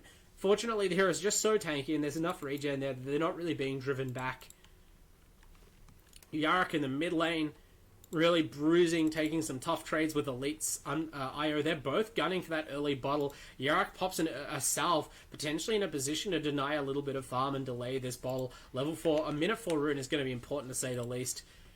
Tao now has that tag team up, but actually out of mana already, and with no mangoes, it's going to make this Tusk pretty neutralized. They've realized he doesn't have the tag team, and now they're running him down. The battery assault and the cogs from KGS. They might not have the damage to finish off this Tusk. There's a little bit of a delay. Actually, no, that runs into the cogs as they despawn. That's going to cost him his life. It buys time for Vorkor to get the Blink Strike cooldown back up, and that's first blood. I'm sorry, Tao, a little bit of commentator's curse coming in. I praise the Oracle play in Game 1, but now the shoe's on the other foot. The Oracle is being played, by this Phoenix player. Sorry, I'm unfamiliar with the characters. And instead, Tao, on that unfamiliar Tusk, perhaps, not bringing enough mana regen to lane, and with that awkward level 1 skill, these small things add up to, what is now a growing laning phase deficit. Early 1k lead for the Dire. Bugged Finance adding to it with another early kill on this Rubik, really making the pick shine.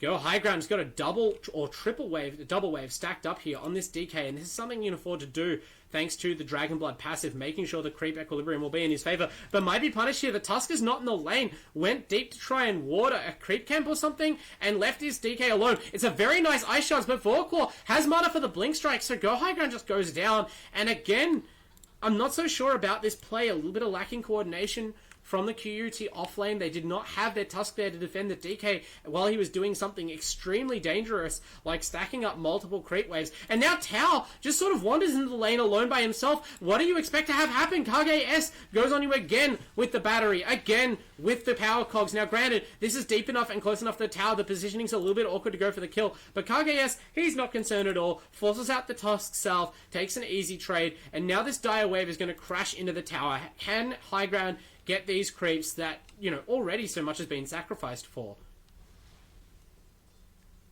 Granted, Vorkor, they are managing to contest the PA's farm. Not a lot getting done there. But if they start to fall behind in this lane on levels, KGS is going to find some stacks in the jungle, no doubt. And I have faith after Game 1 that Vorkor is capable of escalating his farm to the top of the ladder. That being said, he has a competitor. It's Elite. Elite coming in and maybe trying to get an early kill. KGS is going to be heavily contested as the clock, and Tao adds just enough damage with the tag team. Elite crashing in with those level 3 spirits. That's a lot of damage, and that's an important kill. They shut down this clockwork. They get some experience on their Tusk, and of course, anything that accelerates Elite's farm, he is the key hero for this game for them. That's going to be great for QUT. Meanwhile, Frankie falling low on the bottom lane, but Duckflinger's alone. And this Underlord, it's very much a hero without a lot of potential for flashy plays. He measures the damage that he's going to take from Duckflinger. He takes that damage on, and then he ends up winning the trade thanks to the drain from Soul Siphon. Bugged Finance forced to return to the lane to defend his Underlord. And so this is much more even than we saw in Game 1. We're not bleeding out of the offlane like we were with that Sand King pick. And despite a few early missteps, that Io, who's your most important hero by far, is having a great game. Top of the overall last hit chart. Really good stuff from Elite. The other important thing about Io, of course, is stacks. Heroes good at making them and taking them. Of course, when you're in the mid lane, you don't have as much freedom to run through the jungle and stack multiple camps every minute with the spirits. You're going to be relying on Tao and the other support to get that done. Right now, we're going for more aggressive roaming instead, but I'd like to see them focus on the economy a little bit, because ultimately what's going to matter is the timing on that level 20 talent and the timing on the first couple of items. Helm of Dominator, moving ever closer to completion, but the earlier you can get that online, the better. That is your farming item, and that's going to scale you into either an additional farming and damage item like a Maelstrom that scales with Wisp's crazy attack speed from Overcharge, or simply tanking up immediately. Vorkor doesn't look to be going so fast towards this Battle of Fury that I feel like you need to prioritize the Heaven's Halberd, but certainly Elite can afford to. The spirits do a lot of damage by themselves.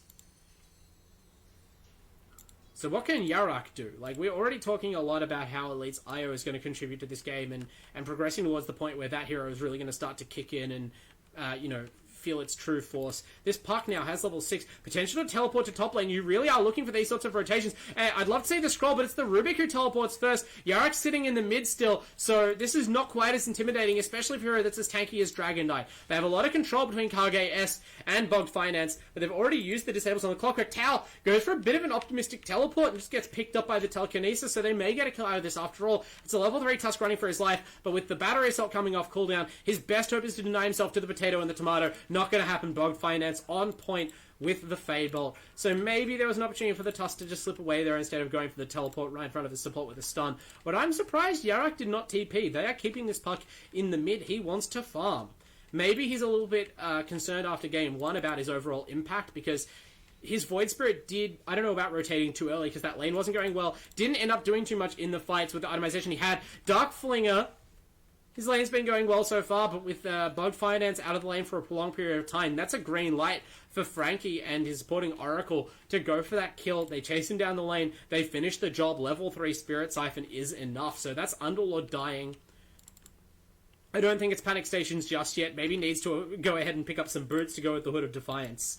But, you know, when you've already got your mid IO doing well and top going kind of even, to have your Death Prophet also near the top of the last hits chart, also picking up kills on an opposite number, these lanes, this draft from Elite, this really shows the difference. Actually, I think I did say at the draft that we didn't get the full team to show up for QUT. I think I just got deceived. I don't think Elite was in game 1. I think that's really the difference. When the player who's subbed is your captain and mid laner, you really have the potential to show up as a different team. And this is much more like the Refugee Esports squad that we knew from last year, that I watched go deep in the finals. Really pulling out an innovative draft right now that's putting a ton of pressure onto Looney Melb, despite being slightly behind on overall gold right now.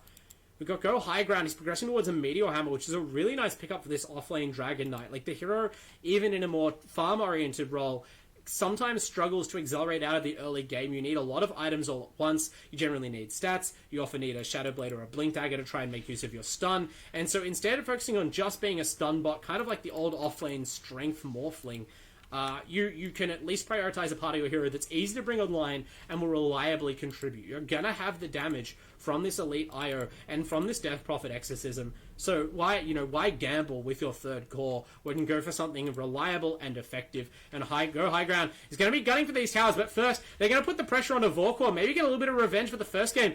I mentioned he doesn't have a lot of damage, but with this Tusk tag team, they are chipping away at the PA's health.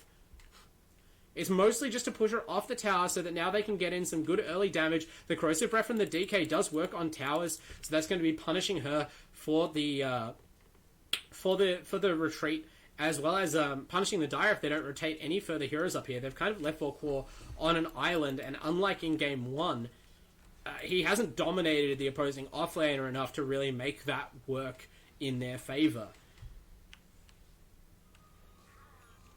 And we see the Dire supports, they're just sitting in bottom lane right now, but Kage S, he does not have the hook shot, so there is no way for him to initiate right now. They are going to spot this IO rotating around, but Elite, one of the factors of having this IO with this Helm of the Dominator up is he is so speedy. The additional movement speed from tethering to this Centaur creep makes both IO and the Centaur itself insanely fast. Watch him run down this Yarak Puck. There's no way out. The Illusory Orb is too slow, and Elite runs in, spots out this Dire stack, or it's stacked himself, I couldn't quite see, but he's playing as aggressively as he should. This is the start he was looking for, and man, this IO pick, this is kind of a cheese hero. Like, it's almost a meepo. If you aren't prepared to fight this, and you're against someone who's good at the hero, it really undoes a team in a way that most heroes don't. Like, you really need to respond correctly, with force, and, you know, in the right manner. And that sort of, like, haphazard collapse that they just tried without having the hookshot available to pin the IO down, not going to work out. They end up just feeding him an extra kill.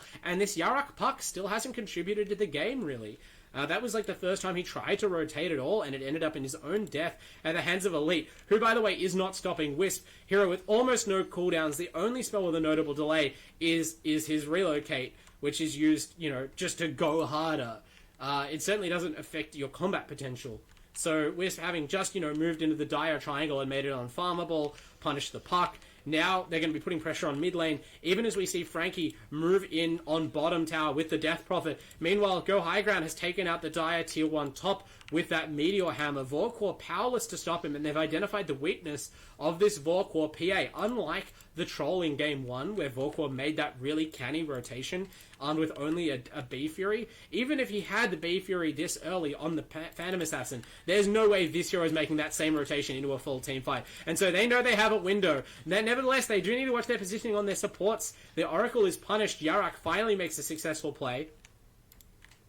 That being said, this time, it's actually QUT who are punishing them across the map. The High Ground has moved over to the mid lane, where he could potentially benefit from Elite's tether. Doesn't need it. They just take the tower out.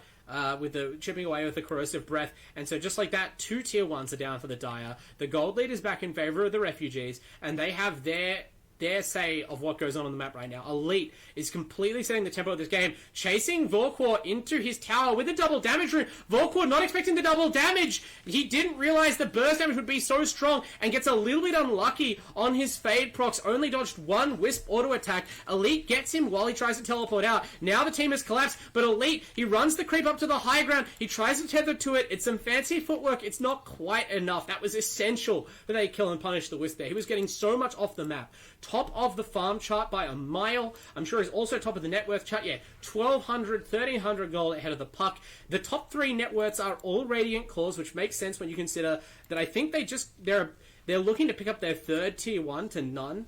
But the IO is out of control. You needed to shut him down. Paying the life of Vorkor is a very hefty price, but in the end, I think the trade does still favor Looney Melb. And if that doesn't show you how important and how powerful this IO pickup has been, nothing will.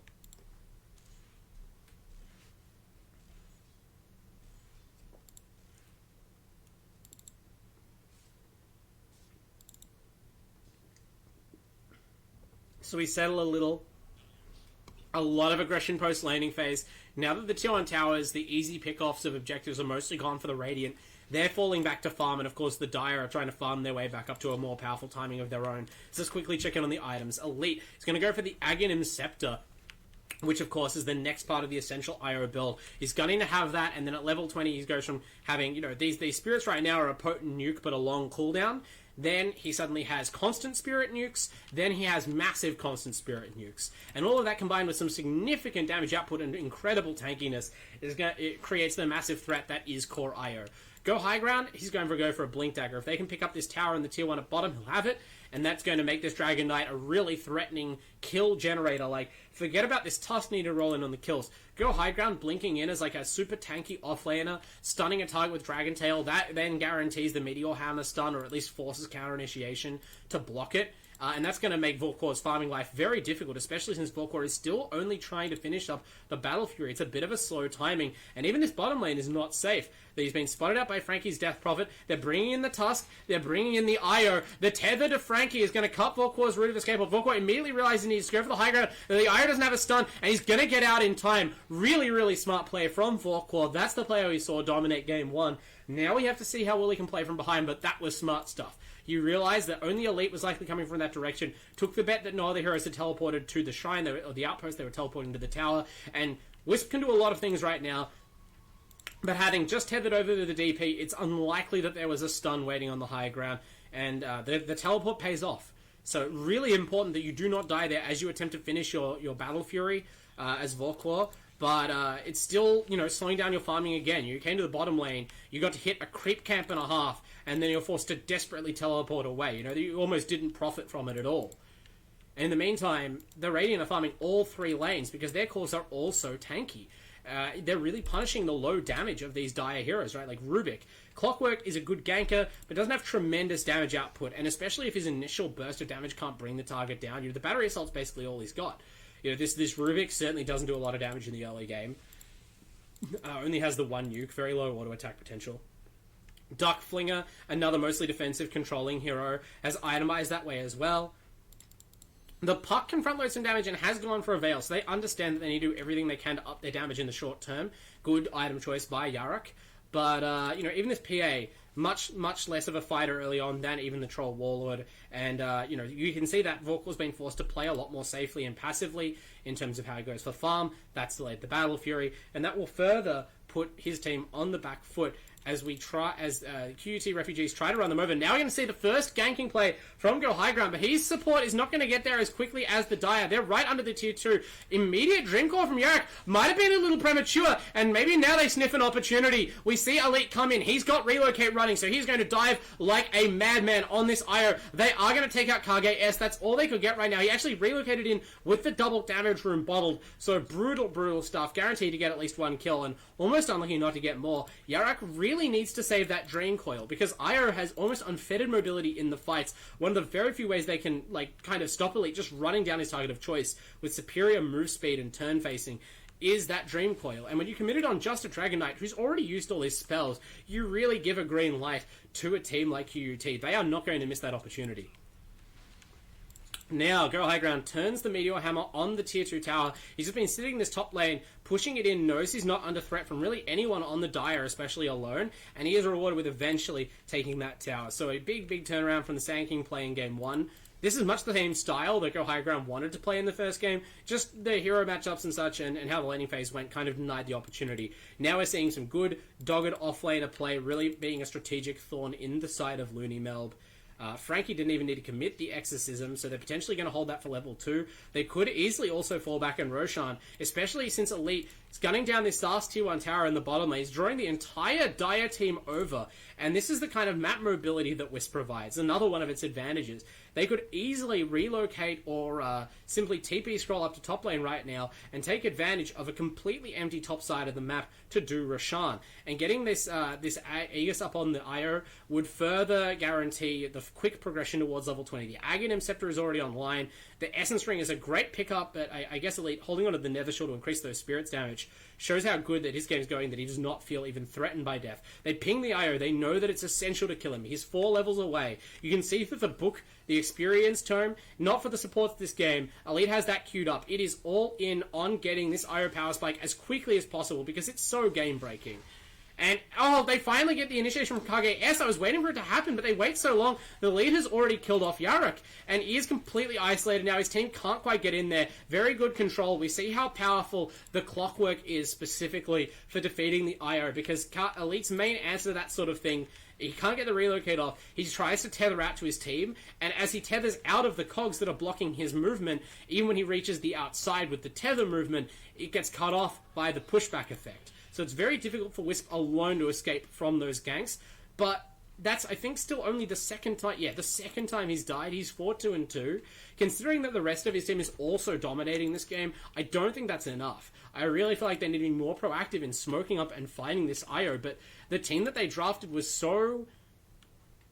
It's almost like they assumed they would automatically win the lanes the same way they did in Game 1, and they would be in this same position of, we just need this one carry farming, and as long as the rest of our team is too strong to fight into, they won't know what to do. But Elite has provided such leadership and leading from the front this game, it's been difficult for them to find kills. This time the Dire do find one. They isolate Go High Ground in their own jungle, but now they're immediately bailing out. They call the Underlord Uber. The Uberlord, he's going to get them out. It's a very long teleport. That's a level 1 Dark Rift, but there's just not quite enough damage. There's one weakness of IO Core. You do put out a lot of damage, especially when you collapse those spirits to minimum distance and jump onto a target in the late game. But until you build up your auto attack items, you do not put out as much focused front loader, like constant immediate DPS as, say, a Troll Warlord would, right? We saw how quickly Vorpal was able to isolate and kill single targets in that first game. You have to wait for the spirits to do their work, and that's enough time for the Underlord to bail out everybody from the Dire there and secure a good trade. Now they're going to secure another good trade by starting out with a kill on the Oracle. It's very important. We haven't mentioned it really in the context of team fights, but if you get False Promise off on this IO core, it's absolutely unbeatable. So they need to be focusing and isolating this Oracle as much as possible in the fights if they can't be ganking Elite. And while you could say that, you know, the Oracle can just position defensively, they do manage to catch him there. So whoever you want to credit or blame for that death, another important kill, keeping just a little bit of breathing room open for Looney Melb. They are still ahead on the net worth charts overall as we start to see Vorpal catch up. But it is still a slow and steady process. Going to go back for the Desolator before the BKB, and I do like this. There's a ton of stuns on the Radiant team, but if you delay your damage any longer on this hero, the main damage dealer of your squad, you are going to lose your base before you're ready to fight. And they've actually managed to catch this IO again! Oh, Elite, that's his first big mistake of the game. They let him know, they give him the tip. I mean, dangerous to tip a player who has been mostly taking you behind the woodshed this game, but this time the Wisp caught without his escape button, silenced by the puck, pitted by the Underlord. His team on the other side of the map cannot save him. And yeah, looks like a little bit of a greedy move. I mentioned how important it was to delay the level 20. The IO does get the 20-minute tome of knowledge, so the team are, you know, contributing their all to make sure that Elite gets powered up as soon as possible, but he's kind of, you know, counteracting that generosity by dying there, spending a lot of time off the map, not getting XP, as well as giving a chunk of gold over to the Dire. He is the most farm core they have, but, I mean, Frankie's actually caught up a lot on this Death Prophet, building towards the Shiva's Guard, already has the Yule Scepter, so that's one hero at least who won't be getting gunned down by Yerax's Puck. And the teamfight's really spreading out here, which I think actually favors the Radiant, maybe more than Looney Melb think. The Death Prophet pops Exorcism, she's been completely trapped in by Dire Creeps, which is really awkward, forced to use that ult in a difficult position. That by itself might decide this fight. Elite comes in with the Relocate to get Frankie out of the trees, and in fact gets most of the Dire out of the fight, even though he's forced to disappear back to the fountain as the Relocate expires. Duckfling is going to try and get out of here, yuking around the trees, denies the vision for the Exorcism Ghost. So in the end, that's such a funny team fight. Despite there being a huge exchange of spells and 5 heroes from each side showing up, it is still only 3 supports who go down. A slight victory for the side of QUT Refugees, but the biggest victory that they win is that they only lose a tier 1 tower. On that lane, they still have plenty of map real estate. This is their second tower they've lost, and this IO is about to hit level 19. So in only a couple of minutes, we are going to see IO hit peak power. He'll likely have a BKB shortly after that, and at that window, that's when we're going to see, I think, I would assume, the QUT squad just slam their foot on, like, put a brick on the accelerator and go. Because you will never, the IO can continue to get stronger, but you'll never be relatively stronger than that. And in fact, it's important not to feed Vorkor too much before that point. Vorkor picks up a good kill on Go High Ground. This is what the PA announces herself as finally joining the game for real. Has that Desolator finished. That's her damage item. She kills off Tau on the Tusk. That's 2 now. Vorkor looking for more. The team is still strong. This is how the Looney Melb squad wanted to play from the outset, and it's taken them a bit longer to reach their strength. But now when they spot their opportunity, they go for it. Frankie can't escape. Brought down by magic damage. Good Fadebolt catches her on the other fight. And now they bring down Elite, the crown jewel. I really thought you were going to see Wisp get level 20 before they took another fight. But Go High Ground, it's been a much better game from him in the offlane. But again, he's a little bit too far up the field. Even for a tanky boy like DK, you can't afford to be there. And as this team sort of hesitate, not sure whether to try and defend him or not, his death gives the Dire permission to just charge down the lane like madmen. And with, they have powerful catch spells. They have blink daggers. They have this highly mobile carry. With their hook shot and their dream coil and their pit of malice, they secure another 3 kills and a massive gold swing. They're 4,000 gold ahead. And now they have the Aegis. I really wanted the Radiant to go up and get that earlier. They had such control over the map and such a mobility advantage from the Relocate that they really could have done it at any time. And now they're looking a little lost. Tau just kind of runs up into the triangle right as the enemy team take Roshan. I'm not sure what you're expecting to find there, but what you find is Vorkor, who is happy to continue his killing spree and has all of a sudden leapt up from being well behind the Radiant cores to, even with the Radiant cores, to ahead of the Radiant cores.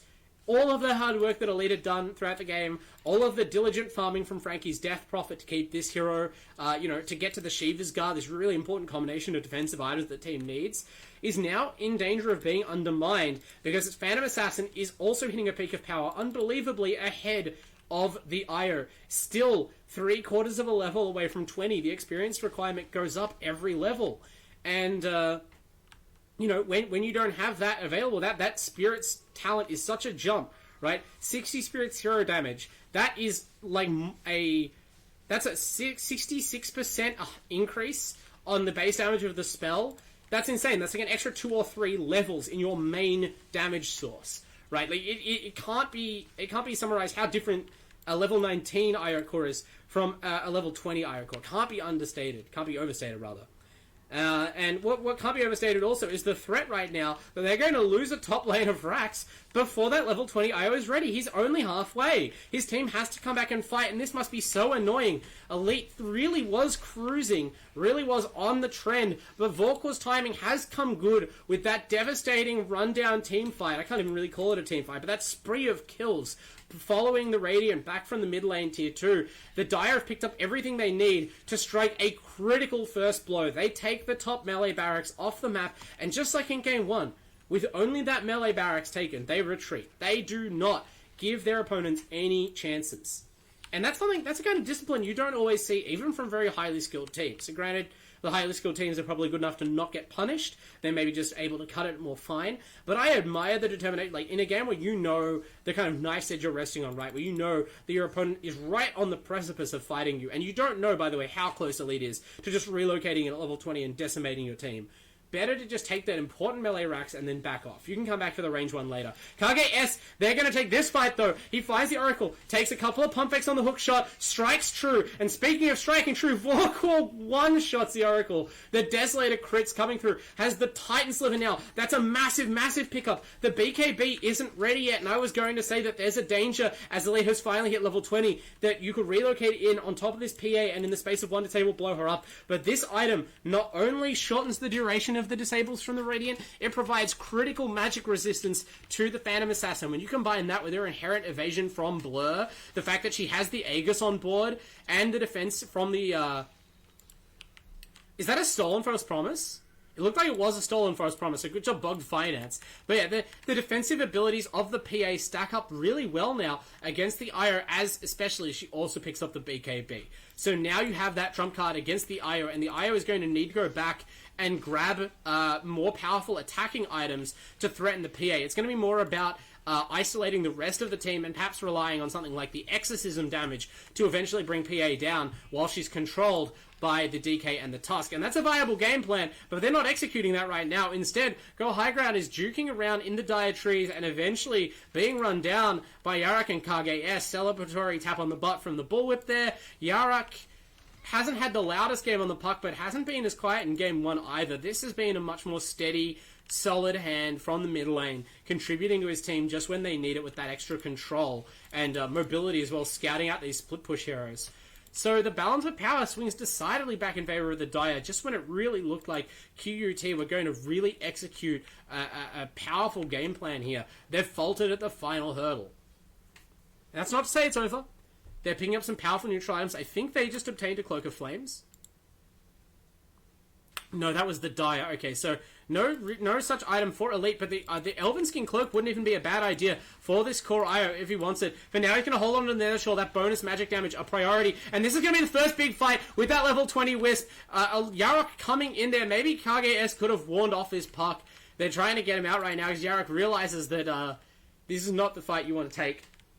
Elite, no, Yarok doesn't really realize that, hangs around, eats another couple of Spirituous Trouble, and you see how quick that damage bursts down, but it is all a bait. They bring in Vorkor. Vorkor posts the BKB very early. They waste a few seconds of it. Good snowball from Tao is going to buy the IO time, and PA goes after the Tusk instead, so now her BKB is gone. It's going to make it a lot harder to isolate and kill Elite's IO. They're actually trying to bail out of this fight with the Underlord right now. They've lost the puck. They actually lose the... No, wait, the Underlord does get out. That was a close run thing, but they've left behind Vorkor on the PA. They don't get their Phantom Assassin out. I'm not sure if that was intentional. I was like, oh, that's a crit! That is such a crit! I really was about to pronounce the PA dead there, but, you know, this is a battle of steady DPS from the IOS against insane procs of burst from the PA, and the crit gods come through. I think that was about 1400 damage, just evaporating the IO from the map, and with that critical neutral line pickup, the Paladin Sword, the PA has lifesteal. Skip the lifesteal talent, as is common for the Phantom Strike cast range, and so I thought without the BKB, Vorkor might have trouble racing the damage output of the IO Wisps, but with this critical neutral item pickup, this really is just a tour de force of RNG for Vorkor. With the right neutral item roll and the right crit roll, PA can do anything.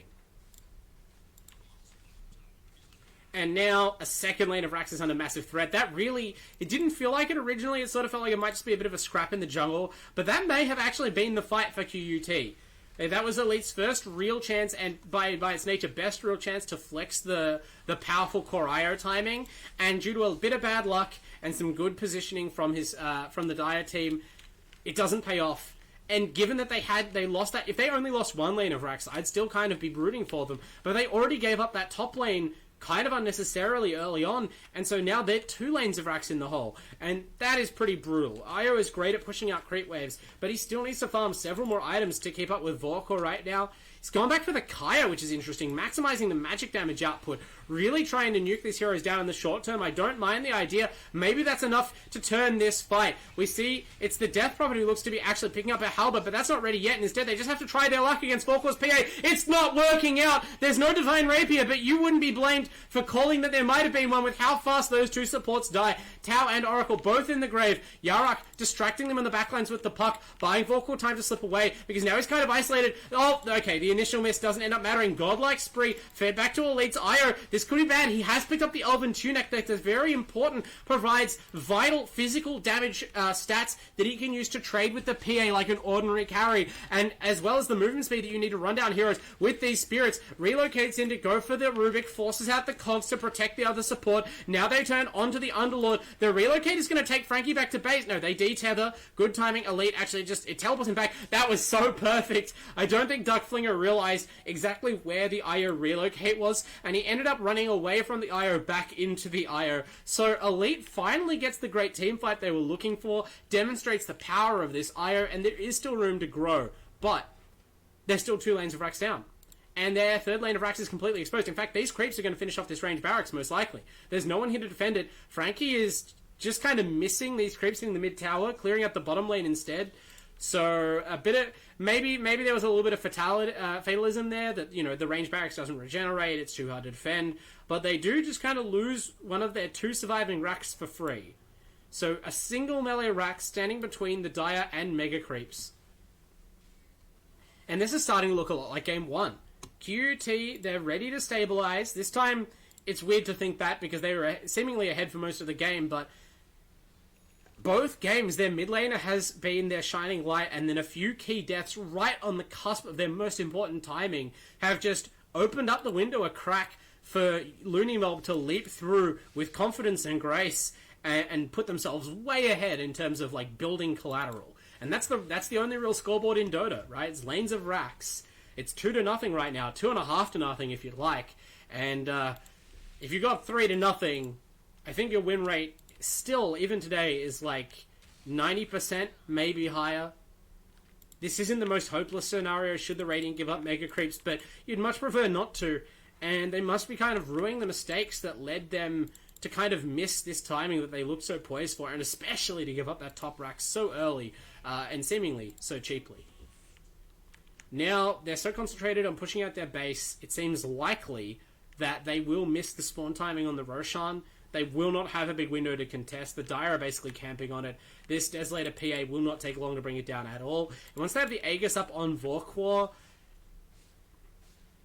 this is where, like, I talked about the lack of damage from the Dire. We're going to see a lack of damage from the Radiant.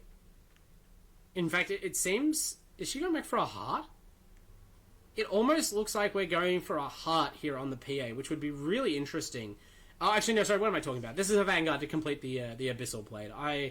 I'm losing my mind over here. Heart's been such a powerful item this patch, and I think that it wouldn't even be unjustified against the IO, but Vorkwar just sticking with the tried and true. The ability to lock down the IO guaranteed, or the DP and burst them, is going to be very, very valuable, of course. And now, the Roshan, it's actually Looney Melb's turn to be punished by a slow Roshan spawn. The Radiant thought they were already in the pit, so they run in to fight, and realize that it's not actually up there, just going to scrap. Now the Roshan spawns. It might be even pulled out of pit by the IO spirits, but it's not going to contribute to the fight. This is all happening right outside the pit, and huge apocalyptic spell effects going off. Kage S goes down, Tau goes down, High Ground goes down, and now Elite, who's staying troll initially, but Vorkwar was not in that mess of spells, easily stepping around it with the power of the PA, and in the end, all of the deaths are on the side of the Radiant. The Battle Fury on this PA multiplies the damage of these crits so many times when you fight in that enclosed space. That's why the supports vanish so quickly off the map.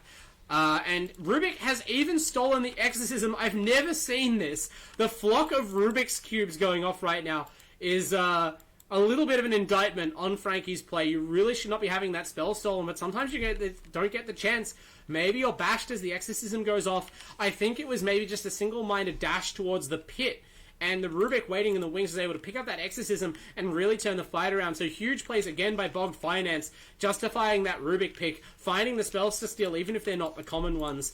And You know, I've been casting this as a game in the balance for a long time, but suddenly, as we watch the Dire rolling over the Raxes, it almost feels like even without the two other lanes of Rax already in their pockets, they would be poised to take this game. You look at the itemization, really all coming true right now. This is a team-wide timing. They've coordinated it very well. Shiva's pipe Greaves up on the Underlord. Duckflinger is indestructible and makes his team pretty much indestructible as well. PA we've talked about a lot. Yarok has finished an Eye of Skadi, which is an interesting choice. But with the phase shift attack, it's just even more BKB control. None of that's necessary though, because armed with the Battle Fury PA timing and a little bit of an unfortunate series of deaths for the core IO, all of that effort, all of that the creative drafting from QUT Esports, the Refugee Esports lineup, it comes to naught. It's a 2-0 win to Looney Melb. They take it out. Really, really impressive stuff overall. I have to give credit to the whole team, but especially to Vorkor. That is some of the most assured carry play I have ever seen